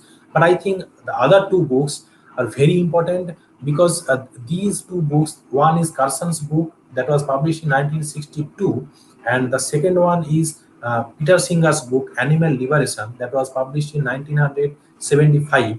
That was published just before the publication of Motown Diary, and the Motown Diary actually registers how we deal in our real lives the domestic animals. Okay, so at that time they were pioneering works, the works of Carson, Nicholson, and Singer, pioneering works to alert people to the great danger in their mindless misuse of natural resources and unethical treatment of animal lives. So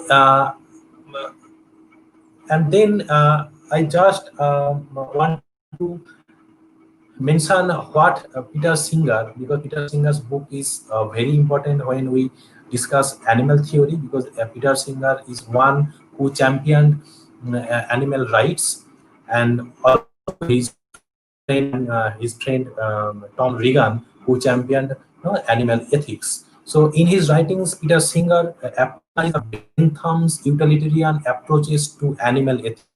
Okay, and Peter Singer believes in the principle of equal consideration of interests and argues that the interests of animals might be considered with the same depth with those of humans at a similar cognitive level. So Singer thinks that the equal consideration of animals comes after, after calculating the benefit of a human action and the harms it brings on particular animal. So most of the ways in which animals are currently treated are absolutely unethical. Now come to Tom Regan, who championed animal ethics, who believes that animals have moral rights if we treat them in a way that they do not possess such rights is a form of prejudice and is unjust. So Regan's approach to animals differs from that of Singer, and Singer's utilitarian bent or practical ethics, promotes that use of some animals in medical experiments, farms, that we can find in Ted Hughes' Motown Diary and other places just be justified in the interest of greater good. So I shall talk about very briefly about the poems in Motown Diary, because I don't have any. I have exceeded my time, my allotted time. So in this, first of all, I would like to mention Virginia Held. Without her text, the reading of the text, that is Ethics of Care, we cannot approach animal ethics, or we cannot approach Motown Diary poems, because Virginia Held, in her book, he speaks about, he adds that in relation between the self and the other, the focus remains always on the cared for. And Ted Hughes very aptly reflects her ideas in his farming poems. And Virginia Held thinks that sympathy, empathy, sensitivity, responsiveness are seen as the kind of moral emotions that need to be cultivated. The farm animals need care and attention from the farmer in husbandry, because pain, illness, death are all intrinsic part of the lives of farm animal. So human animal relationship can be best framed and developed there.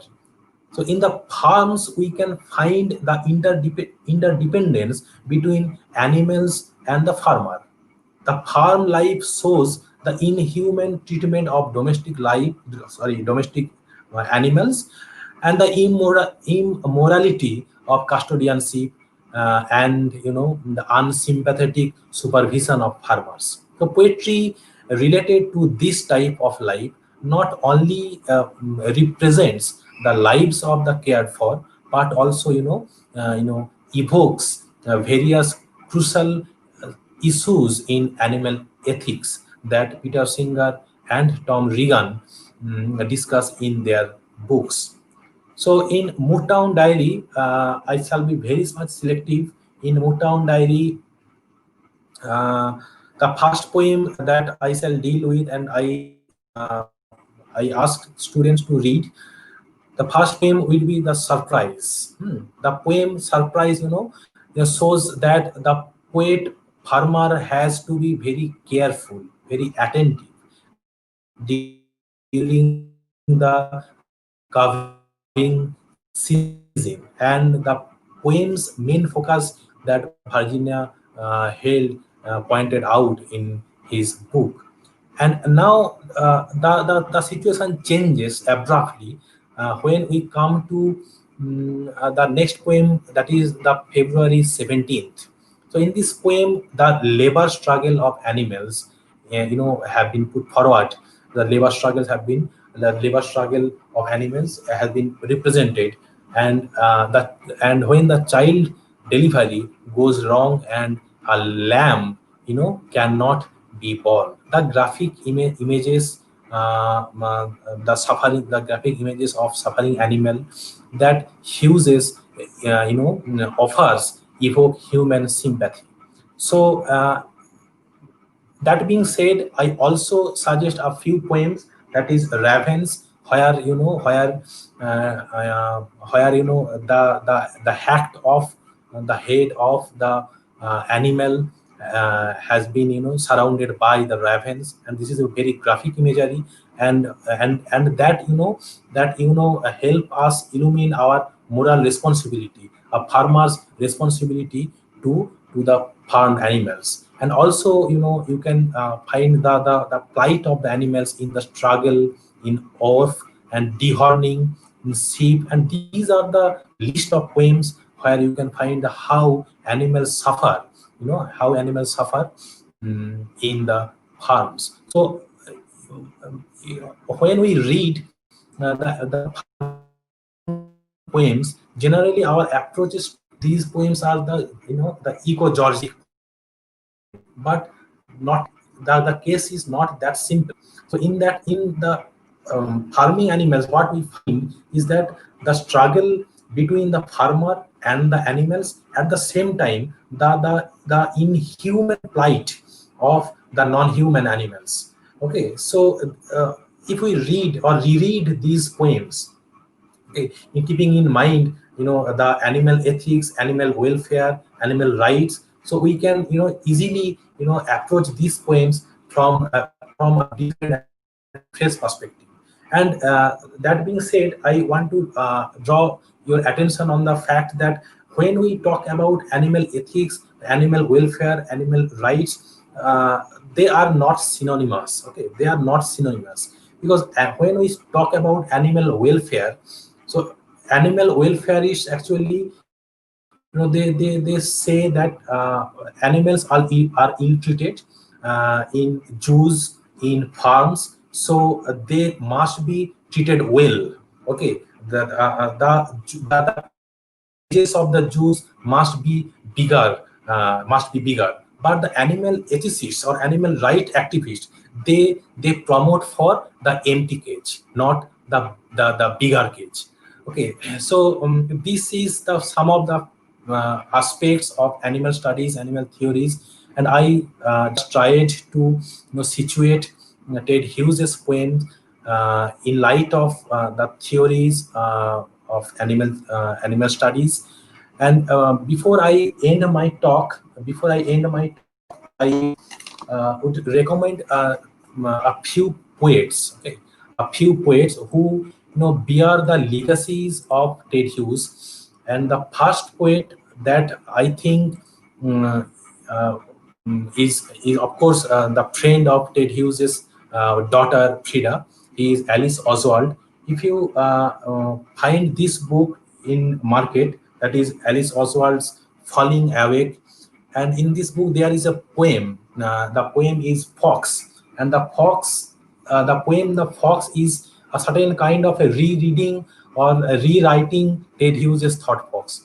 And also you can find the poets like John Burnside. These are the 21st century poets, 21st century animal poets. John Burnside, La Mare, John Kinsella. So they all, bear the legacies of Ted Hughes. Okay, but I think animal theory, advances a certain kind of aesthetic sensibility, at the same time ethical thinking. Everything is fine, okay, but is it possible to represent animal in their own terms when a poet who is a human being is writing the poetry? So we lack a language at present till now in which we can think about and present animals to themselves as animals in ways that are not metaphorical. So we have, there are so many avenues are open to further research, further reading, and I think students will find out those avenues. And that being said, I end my discussion. I end my lecture here. Thank you very much listening to me, and thank you very much, Dibakar, for inviting me here. Thank you, Dr. Krishanu Maiti, for your wonderful presentation. Animal studies is an important field of discussion today, and you have your interdisciplinary approach has not only given us some tool to look at the Hughes and the Hughesian world, but you have also charted Hughes' influence upon the next generation of poets and writers. Thank you very much for your presentation. You have a question. The question reads, what is the difference between Ted Hughes' animal poems and D.H. Lawrence's animal poems? Am I audible, Krishanu? What is the difference between what is the difference between Ted Hughes' animal poems and D.H. Lawrence's animal poems, right? Yes, yes. Okay. So D.H. Lawrence has a great impact on Ted Hughes, and Ted Hughes wrote, extensively on, the poems of, D.H. Lawrence, especially The Birds, Beasts and Flowers, that was published in 1922 by D.H. Lawrence. And I think if you read D.H. Lawrence's poem, and especially the poem like, Snake, poems like Fish, you can find the same fervor. The animals appear in their own terms, and particularly the poem Snake. You can find the animal has been given the privilege, and it has been, labeled as, the king. No, the king. And if you read the Fish poem, in the Fish, that is comparable to Ted Hughes' Pike poem, you can find that how D.H. Lawrence, meticulously describes the animalness of the animal, that is the fishness of the fish. So what later James Quincy termed as the jaguarness of jaguar in Ted Hughes. So this is how we can relate D.H. Lawrence's poem, D.H. Lawrence's representation, robust representation of animals, to the Ted Hughes' robust representation of animals. At the same time, I think there are another aspects of D.H. Lawrence's poems where, D.H. Lawrence, Mountain Lion, D.H. Lawrence's poem, The Man and Bat, there is, some kind of advocacy of moral relationship between human and animal. So this is also reflected in Ted Hughes' later poems, that is the Motown Diary. And I think if there is a chain of legacy, so the chain of legacy started from, in the modernism, of course, started from D.H. Lawrence, then to Ted Hughes, and of course then to a group of poets that I have mentioned in my lecture. So hope I'm clear to you. Thank you, Krishanu. Thank you very much for your minute analysis. Thank you. Thank you.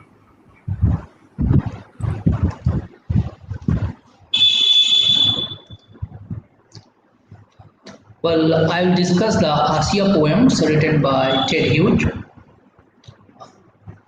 We first find the reference to Assia Weibel and her daughter Sura with Ted Hughes in the poetry collection Crow. Ted Hughes dedicated his poetry collection Crow 1970 to Assia and Sura.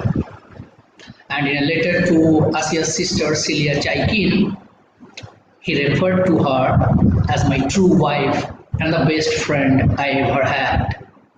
But she is viewed somewhat negatively in the story of Hughes and Plath, especially in the biographies of these writers. And somehow or other, the impact of Assia in Hughes' writing career is neglected. And it's always Plath, everywhere it's Plath. And I'll try to discuss the impact of Assia in Hughes' canon and her negative portrayal vis-a-vis Hughes' poetry collection Capricio 1990. This particular collection Capricio deals with Hughes' volatile relationship with Assia Weibel. It was published in a limited edition of 50 copies with engravings by Ted Hughes' friend and frequent collaborator Leonard Baskin.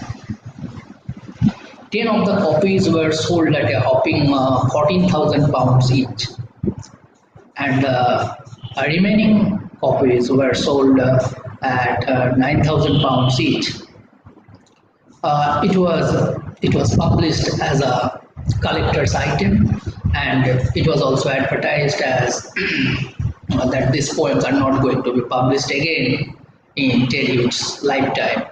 And because of this, it fetched such a huge price, and it was published by Ted Hughes' friend Baskin's Gehenna Press.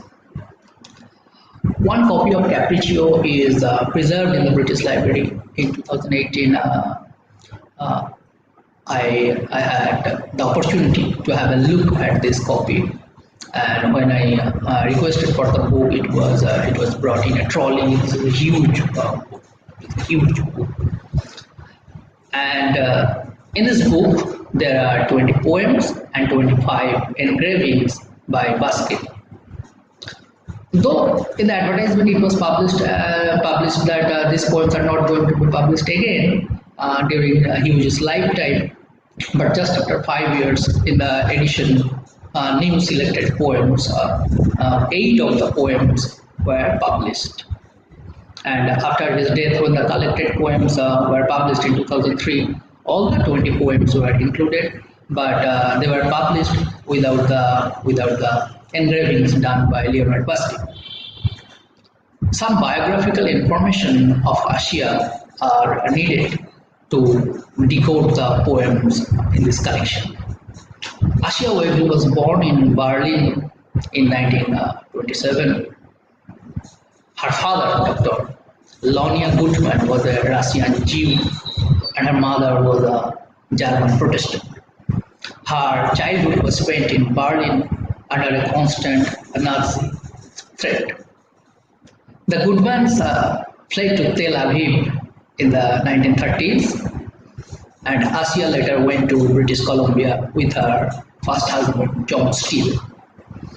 When Assia met the Hughes, that is Hughes and Plath, she was married to the Canadian poet David Wavell, and then she worked at an advertising agency in London. All the photographs of her suggest that Assia was good looking, and the poems in Capricio also bear testimony to her beauty. I would like to share the screen and show you a picture of Assia Wavell.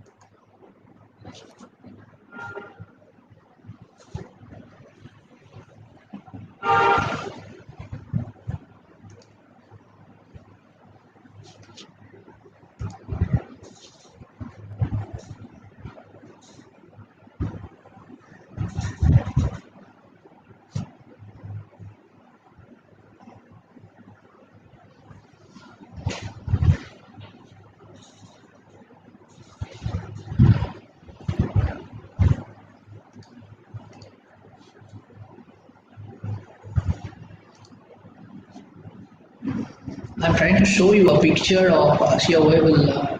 Just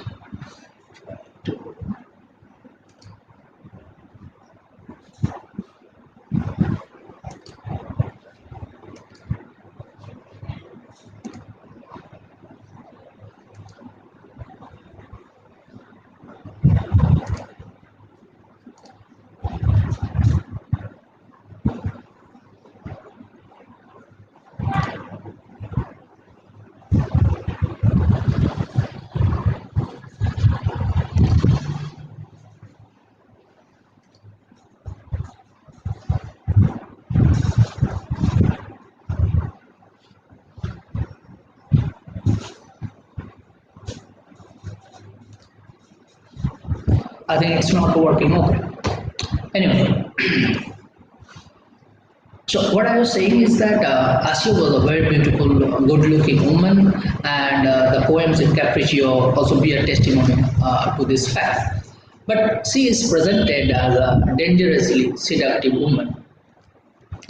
Assia Webble and her husband, the Canadian poet David Webble, came to visit the Hughes for the first time on 18th May 1962 at Devon.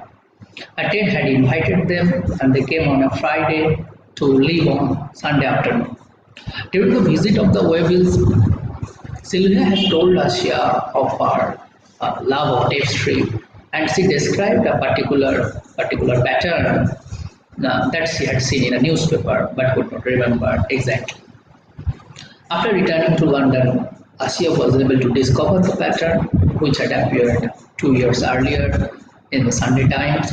Assia bought the pattern and also the necessary threads to complete the pattern, and she sent Sylvia the materials and the mandatory instructions for the tapestry.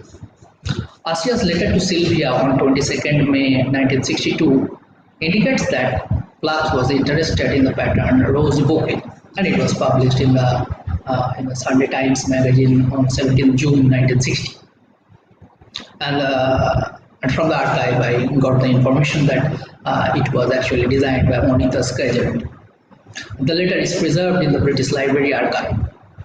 And Plath, in her letter to Assia, written on 7th June 1962, writes, "I am learning to do gross point tapestry for cushion and seat covers, wonderfully common."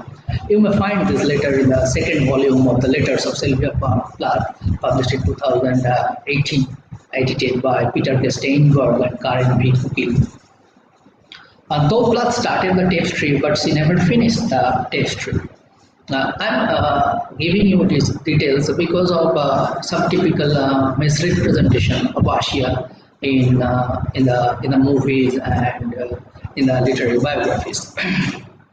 In the movie Sylvia Plath, which was released in 2003, directed by Christine Jepes, starring Gwyneth Paltrow and Daniel Craig, and in many literary biographies, it is presented that a Hughes and Assia started an affair when the Webbles were invited at Devon. In the movie, Plath is presented during the visit of the Webbles. Plath is presented in a solemn mood at a dinner table as she came to know of the affair. Because of that, the Webbles had to leave early. But probably it was not the case. Given Plath's nature, if she had any inkling that Hughes was tempted by Assia, she would not have touched the tapestry. Her reactions after knowing of Hughes' extramarital affair with Assia are recorded in the poems Words Heard by Accident Over the Phone and Burning the Letters. Besides, in her journals and letters, there are numerous references about her feelings and deep hatred for Assia.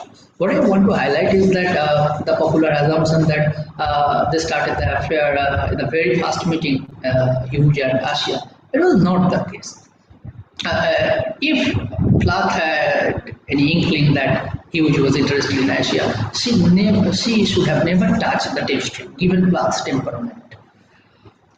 And probably Hughes and Plath's communication started a few days later, after the Webbles' visit to Court Green, because in her domestic ledger book on 17th June 1962, Assia entered the purchase of 3 Penguin books for Ted.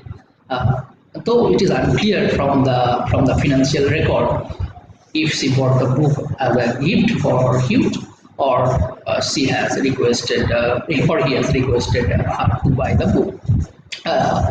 Probably I think Assia bought the book as a gift because of Ted Hughes' stature then as a poet. It was not really it was very easy for him to get 3 books from Penguin. He doesn't need the service of another for this job. Anyway, this entry suggests that there was definitely some sort of connection between Hughes and Assia, either by phone or by post. After the visit of the Webbles to the household of Hughes and Plath at Court Green in Devon, another interesting thing happened. That is, Sylvia Plath's mother, Aurelia Plath, for the first time came to visit the Hughes after their marriage. And our babysitting services actually enabled Ted and Sylvia to travel to London. So 5 weeks after meeting the Wavels at Fort Greene, Hughes had his first opportunity to see Assia on her own. Hughes' Capricio is a curious mix of astrology, Kabbalah, myth, and autobiography. The word Capricio is an Italian word which means a lively short music. In the 17th century, it referred to hair standing on end, that is horror. And Baskin illustrations go with the 17th century meaning of Capricio. I'll try to show you some illustrations of Baskin. I don't know, are visible.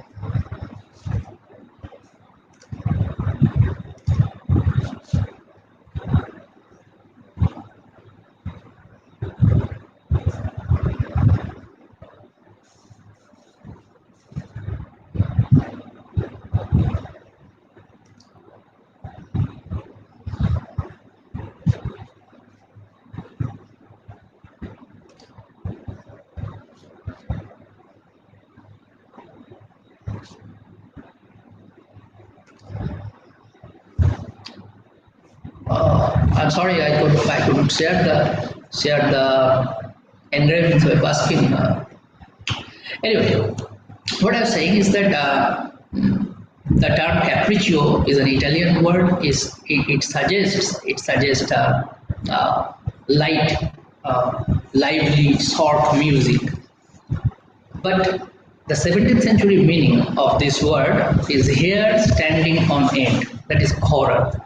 And Baskin illustrations go with the 17th century meaning of this word Capriccio. In the title page, we have a female face with upraised hair and a pair of hands incongruously positioned. The hair is painted red with the dark shades. The face and the background suggest an interplay of light and shadow.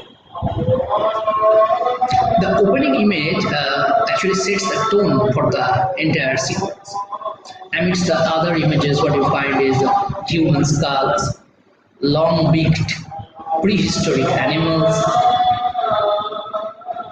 a hooded figure, and an eerie figure of a woman with long hair.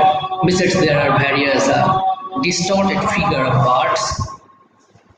The figure of the woman may represent Assia, because in the image we find a long-haired woman, and there is only one biography of Assia that is written by two Israeli writers, Yehuda Koren and Eilat Negev.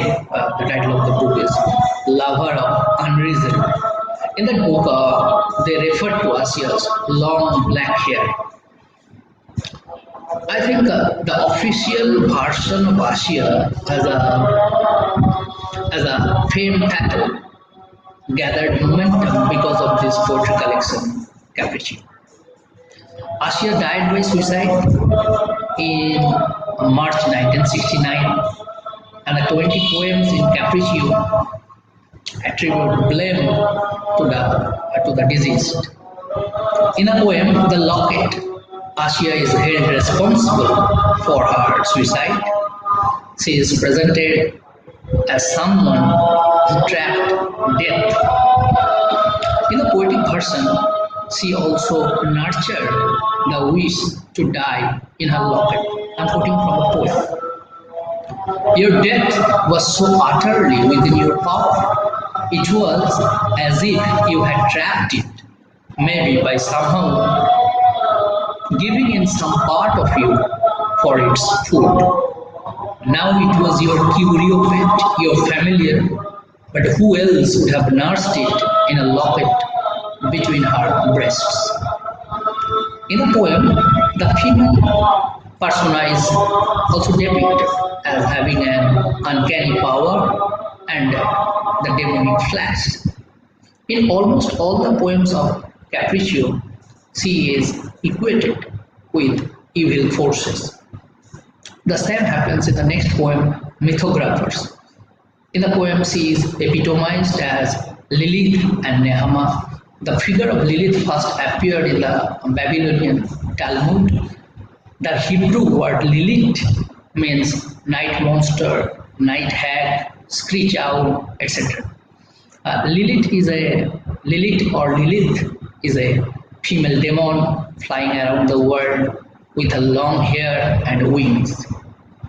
Interestingly, Hughes deliberately took resort to Jewish myth in order to highlight Assia's Jewish connection. In the rabbinic literature, Adam was separated from Eve for 130 years, and during this 130 years, he was seduced by Lilith and Nehama. They also produced demonic children. Raphael Patai, in his book, I forgot the title of his book. Probably it is The Hebrew Goddess.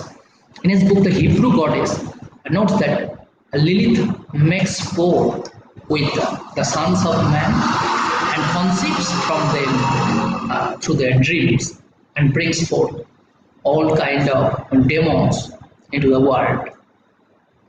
So Lilith and Nehama, they are the seducers. Their primary role is as seducers. They also perform a second role. They strangle newly born babies, and when they fail to find any, sometimes they turn to their own children. Biographically speaking, Assia committed the filicide, and by using a mythic veil,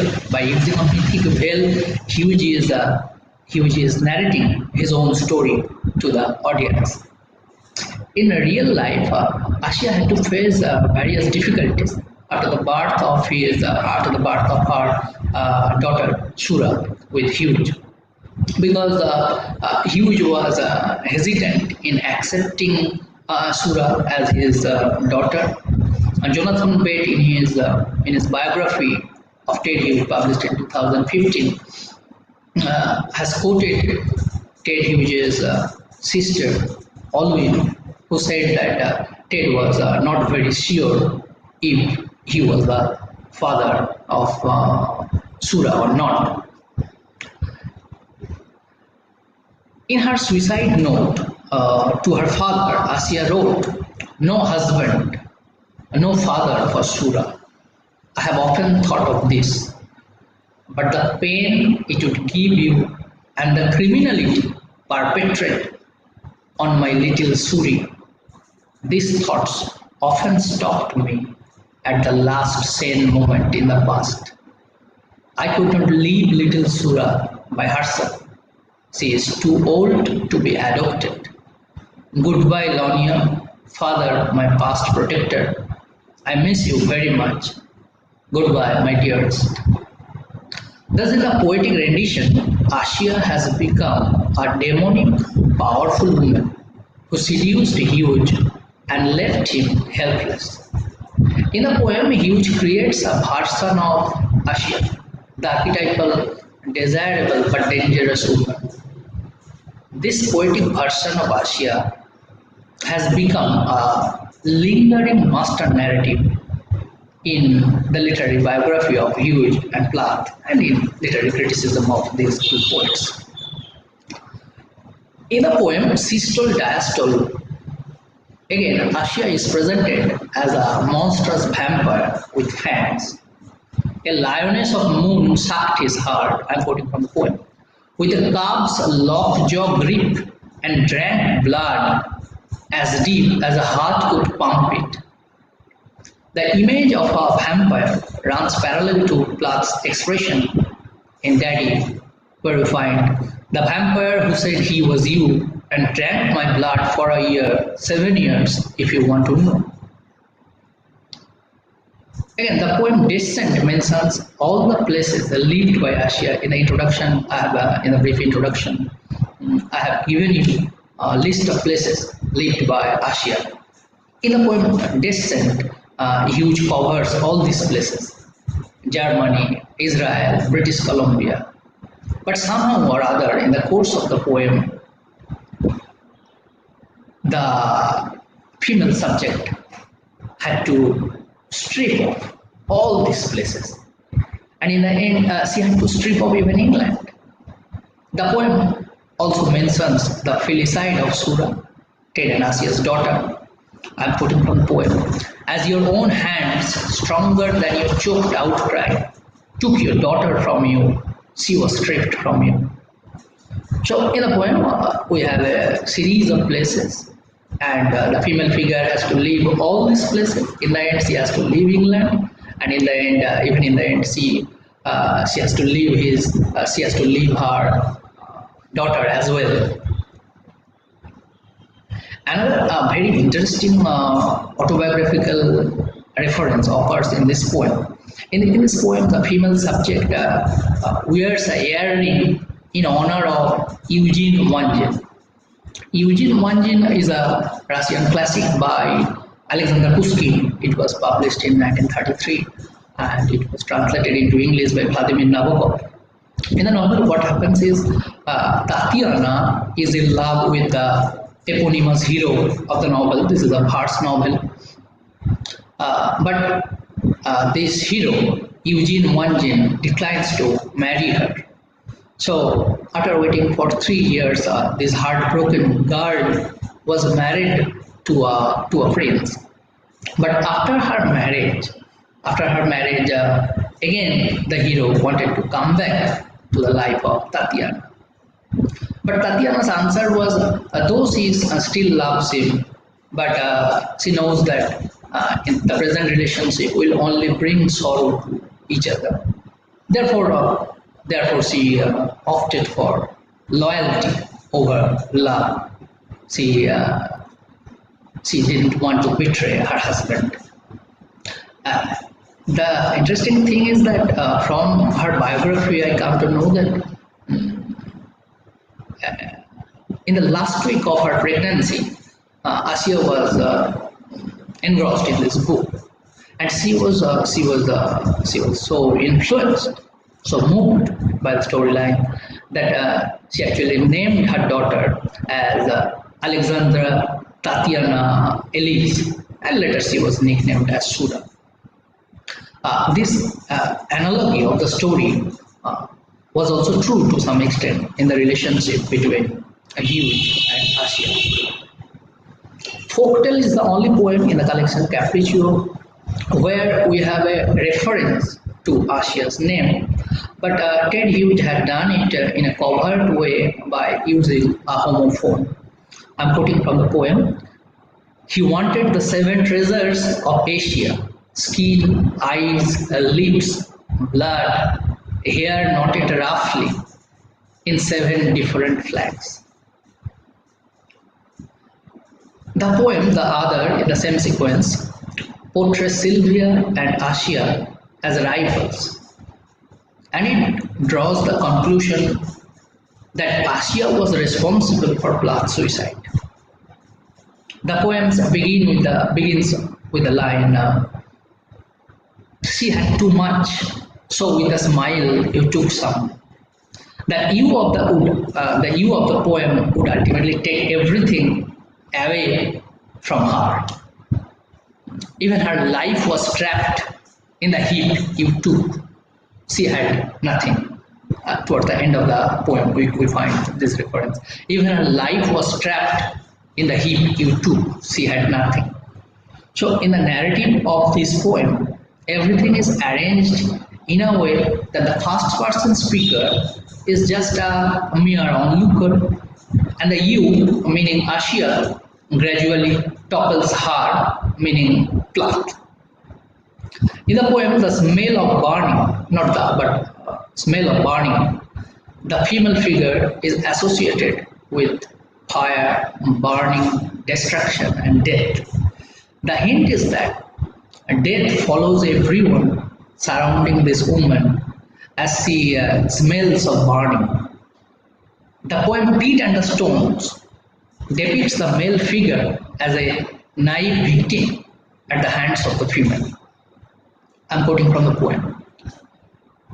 You thought of him as one of your collection. The brimming power of your gauge was mainly the accumulated protein of trophies digested. He was a tethered goat. He thought he was bleating. And in the end, the conquering power of the woman was presented as your amusement was like the movement of the most magnificent tigress. Thus, in Hughes' poetic rendition, Assia assumes the role of the tigress and he becomes a helpless goat. Like a tethered animal, he was unable to escape the predatory tigress. But biographically speaking, it was Hughes who initially pursued Assia and he took all the important decisions in their relationship. He was never a victim at the hand of Assia. After his invitation of the Waverleys at Court Green, one day he visited Assia's office in London, and as she was then not there, he left her a note. The note reads, a one-liner, I came to see you despite all marriages. I came to see you despite all marriages. And Assia's reply later was very symbolic. She sent him a blade of grass drenched in her favorite Dior perfume. Julie Goodspeed Chadwick interprets it as a play on the word Court Green. As we know, then Hughes was living at Court Green. So by sending him something green, Assia affirmed he could court her in response to the note he had left for her. And after 3 days came Ted Hughes' reply, another blade of grass. So after 3 days, the grass of London returns to Assia with the grass of Devon. The poem Chlorophyll recounts the situation. The first 3 lines of the poem are, she sent him a blade of grass, but no word inside it. The witchy doll soaked in Dior. Thematically, the use of the phrase witchy doll goes well with the motif of the sea demon or seductress. But it also unveils Hughes' romantic partner of 7 years in a dreadful manner. The entire collection does not shed any light on Hughes' role in the twin tragedy. It does not mention anything of Hughes' one-line note to Assia, but he notes the details of the perfume and others in the body of the poem. After the suicide of Clark, gradually Hughes lost interest in Assia and he became involved with Brenda Hayden, Susan Alliston, Carol Orchard, and many others. Ultimately, he would marry Carol Orchard. Anyway, the poem Shibboleth and the Ruth offer the readers details regarding Assia's German and English backgrounds. On the fateful day, Assia swallowed a strip of sleeping pills with whiskey. She carried Sura to the kitchen and gasped themselves. Koren and Negev, Assia's biographer, write, she was past the point of no return and didn't wish to be saved, unquote. After Plath's suicide, everyone in the friends and family circle of Hughes put the blame upon Assia. The poem either interrogates Assia's final decision and accuses her for failing to stay away from the copycat suicide. The first 6 lines of the poem are, I'm reading from the text. When her grave opened its ugly mouth, why didn't you just fly? Wrap yourself in your hair and make yourself scarce? Why did you kneel down at the grave's edge to be identified, accused, and convicted? It doesn't trace any error on part of Hughes. In her suicide note, Assia wrote, "The prospect before me is so bleak that to have lived my full lifespan would have entailed more misery than I could possibly endure. I have lived on the dream of living with Ted, and this has gone kaput. The reasons are immaterial. There could never be another man, never." She wrote the note in January and gassed herself in March. No leading British papers reported the news of Assia's death, though there were reports of other suicides. Only a local newspaper, the South London Press, reports the suicide at the end of page 13. But the report didn't mention of any connection between Hughes and Assia. In February 1963, when Plath committed suicide, the British newspaper failed to report it, and again in March 1969, there was the collective silence. Although there is no documentary proof regarding the gag on media, but there has to be some Iron Man's voice behind it. Koren and Negev, in their book Lavar Panrizan, has quoted Brenda Hayden regarding Ted's reaction to Assia's suicide and the filicide. Her reply was, "Ted was in deep shock and he was relieved that Assia's death was not in the papers." Besides the 20 poems in Capricio, 2 other poems included in Barthe letters, Dreamers and the Inscription, also sketch Assia.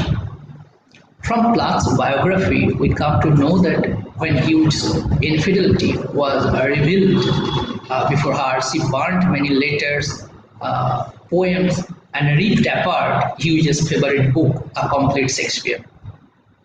When Plath and Hughes were living separately, one day Plath came to meet Hughes in his flat. Probably they were then thinking of reconciliation. Then she saw a new complete Shakespeare. The inscription recounts the situation. I'm reading from the poem. She opened it, she read the inscription, she closed it like the running animal that receives the fatal bullet without a faltering check. Unquote. This new edition of Shakespeare was a gift from Assia, and we do not know what was inscribed by her. But after reading it, Plath left Hughes' flat, never to return again. As per the poem, because of the inscription by Assia, Plath received a fatal bullet wound. The poem Dreamers opens with, "We didn't find her, she found us, she sniffed us out. The fate she carried sniffed us out." Here we refer to Plath and Hughes, and she stands for Assia Webb, the other woman in the so-called paradise of Plath and Hughes. We know that in 1962 May, it was Hughes who had invited Assia and David, and back then she was not really interested in Hughes, and she also had no business of sniffing them out. She is again typically portrayed as a Black Forest wolf, a witch's daughter out of greed. After Plath's suicide, Assia willingly took care of Hughes and Plath's children, though in the poem Dreamers, we find a tone of condemnation on part of the first person speaker, and she is presented as an intruder. I'm quoting from the poem. "Who was this Lilith of abortions, touching the hair of your children with tiger painted nails?" I have already explained the rabbinic association of Lilith. So, and in the same poem, towards the end, we find Assia's presence is chronicled as she sat there in her suit poet mascara, in flame orange silks, in gold bracelets, slightly filthy with erotic mystery. A German, Russian, Israeli with the gaze of a demon between curtains of black Mongolian hair. Gillian Baker, in her book Giving Up the Last Days of Sylvia Plath, comments that if Assia was really a demonic seductress, then Hughes' love for Assia was love of evil itself. But in the poem, we find the first-person speaker to be only a dreamer who fell in love with her, whereas the woman is presented as a demonic seductress. Julie Goodspeed Chadwick recognizes bias, sexism, and misogyny in Hughes' portrayal of Assia. On the other hand, Hughes' personal response to Assia's death was completely different in various letters and journals. So, in the poetic version, Assia has become a demonic presence, a demonic seductress, and Ted Hughes was a helpless, or the first-person speaker of all these poems, of all these 20 poems. And if we take another two from Bartlett, that makes it 22. But in a letter to Assia's sister Celia Chaikin, written on 11 March 1970, he writes that he associates everything in England with Assia, and London has now become completely unbearable for him. In another letter written to her on 14th April 1969, he wrote, "I feel now my life has gone completely empty. I know if I had only moved, if I had only given her hope in slightly more emphatic words in the last phone conversation, she would have been okay." And so what we find is that in the poetic version, Assia assumes the shape of a dangerous, beautiful but dangerous woman, whereas in his private letters, he is willing to acknowledge his faults. But in the poetic sphere, all the negativity surrounds Assia, and the man who is involved with him, he has no role in the twin tragedy. According to Jonathan Bate, Hughes' biographer, Hughes dreamed of Assia every night and castigated himself for their bitter understanding. Hughes loved Assia and Shura, and he mourned their death privately, but there are no reference to his mourning in his writing, in his poetic space. Throughout his life, he tried to evade the biographers and journalists. In an interview to Eilat Negev in 1996, he told, "I feel that my poems are obscure. I give the secret away without giving it. People are so dumb, they do not know I have given the secret away." In the same interview, he commented, "Every work of art stems from a wound in the soul of the artist. When a person is hurt, his immune system comes into operation and a self-healing process takes place, mental and physical. Assia served as a muse for him. Capricio set up a particular version of Assia, and probably this version helped Hughes to come out of the traumatic experiences. In almost all the poems in the collection, Assia is criticized and held responsible for her and Plath's death. The end result is the careful detachment of Hughes' role in the twin tragedy in the public sphere, and it may have helped his self-healing process. Thank you.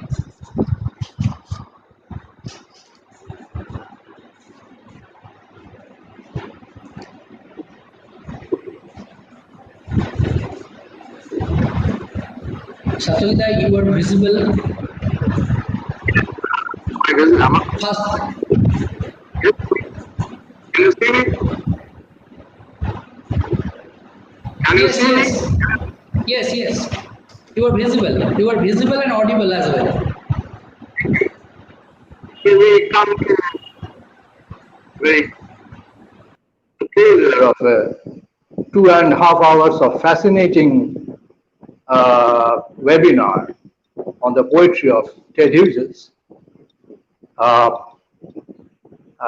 am more fascinated, and I think all those viewers will agree with me that we have hardly any seminar on Ted Hughes. The feminists in the circuit, academic circuit, hold seminars on class, but there is hardly any on Ted Hughes. I think I'm proud that the Department of English, to which I belong, have set this wrong right.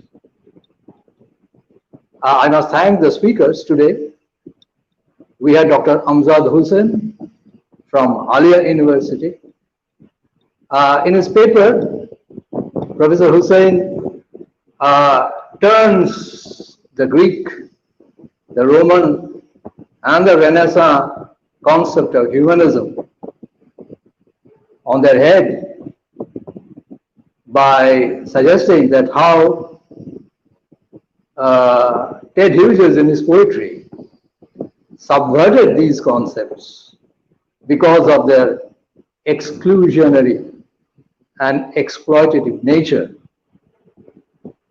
Instead, Dr. Amzad Hossien has posited posthumanism, post-anthropocentrism, and post-dualism, emphasizing on the point that Ted Hughes in his poetry has shown the plurality of voices in a post-humanist age.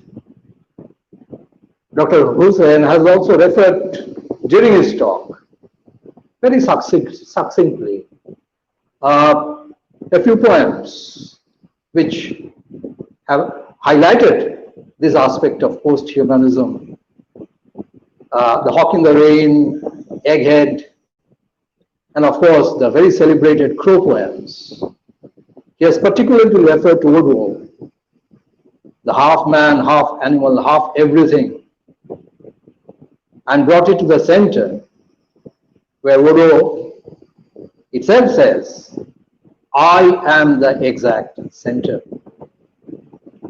I think Hughes had been searching for this exact center in this universe through animals. While Dr. Hossien, Amzad Hossien, respected Dr. Amzad Hossien, showed the precision of a very veteran scholar, on the other hand, we had young Krishanu with the limitless energy and exuberance of a young researcher. He spoke at length on Ted Hughes, especially vis-a-vis his poetry which concerns animal rights. In fact, young Krishanu holds up a case for animal studies, if I may borrow the phrase from the name of a text he has cited in the course of his lecture. Krishanu spoke on two aspects of animal poetry or animal literature, from the perspective of theory and from the perspective of animal studies, suggesting that theory deals more with the methodology of critical studies of animal literature. Animal studies deals with a more broad area, ethics, morality, animal welfare, animal rights, and so on. What struck me about that paper is his statement that we have to unthink animals first to rethink about animals. And towards the end, he also suggested that rethinking has to be done in the right language. He also referred to certain poems, especially Hawk in the Rain, Pike, Thrushes, and he talked about the violence in the animal world and made a difference and distinction between violence in the animal world and violence in our world, man's world. Possibly, I have a feeling that what Hughes suggested by violence in the animal world, which he celebrates. Why does he celebrate it? I think he celebrates it because not only it is primeval, but because animals kill for food. We kill out of hatred, jealousy, revenge, for the sake of revenge. That's the real distinction between animal violence and our violence, and that is why Ted Hughes celebrates animal energy in his poetry. One very good aspect about Krishanu Maiti's paper is the way he has given a huge list of names of Ted Hughes' critics vis-a-vis animal criticism. And that will help all those young listeners who are listening to him. Thank you, Krishanu, for this mentioning of so many texts on animal literature and vis-a-vis Ted Hughes and animal literature. And then we had at the end our own Dibakar, my colleague, Dr. Dibakar Sarkar.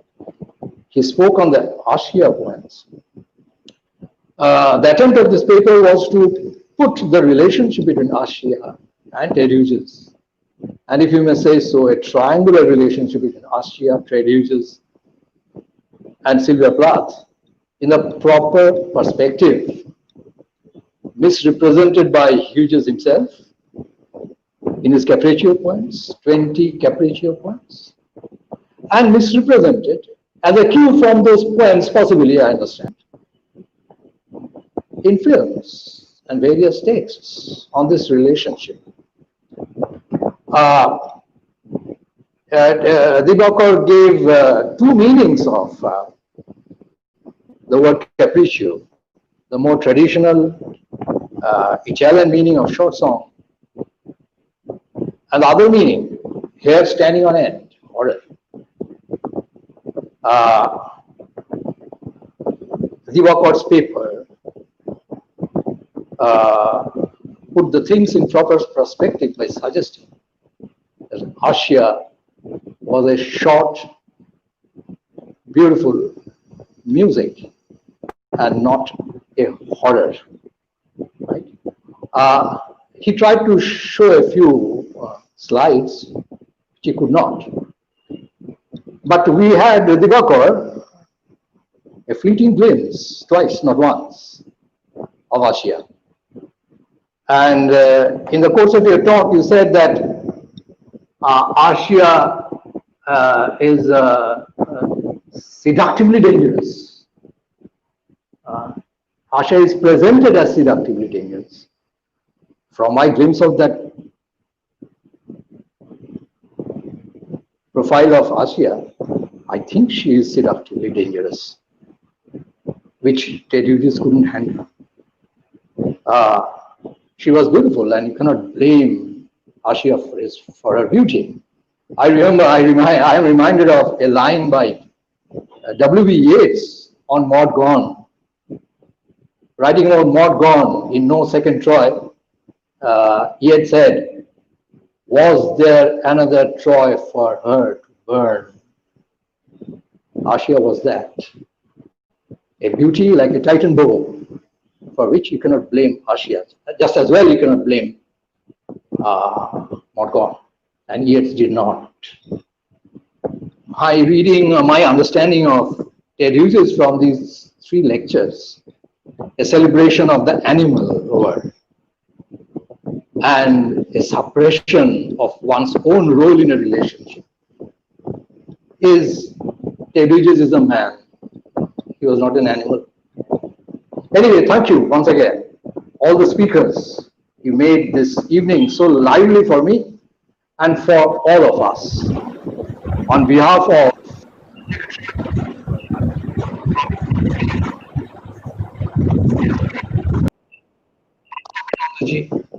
our head of the department, Professor Ghosh, and of course I must thank Dibakar himself is the webinar coordinator.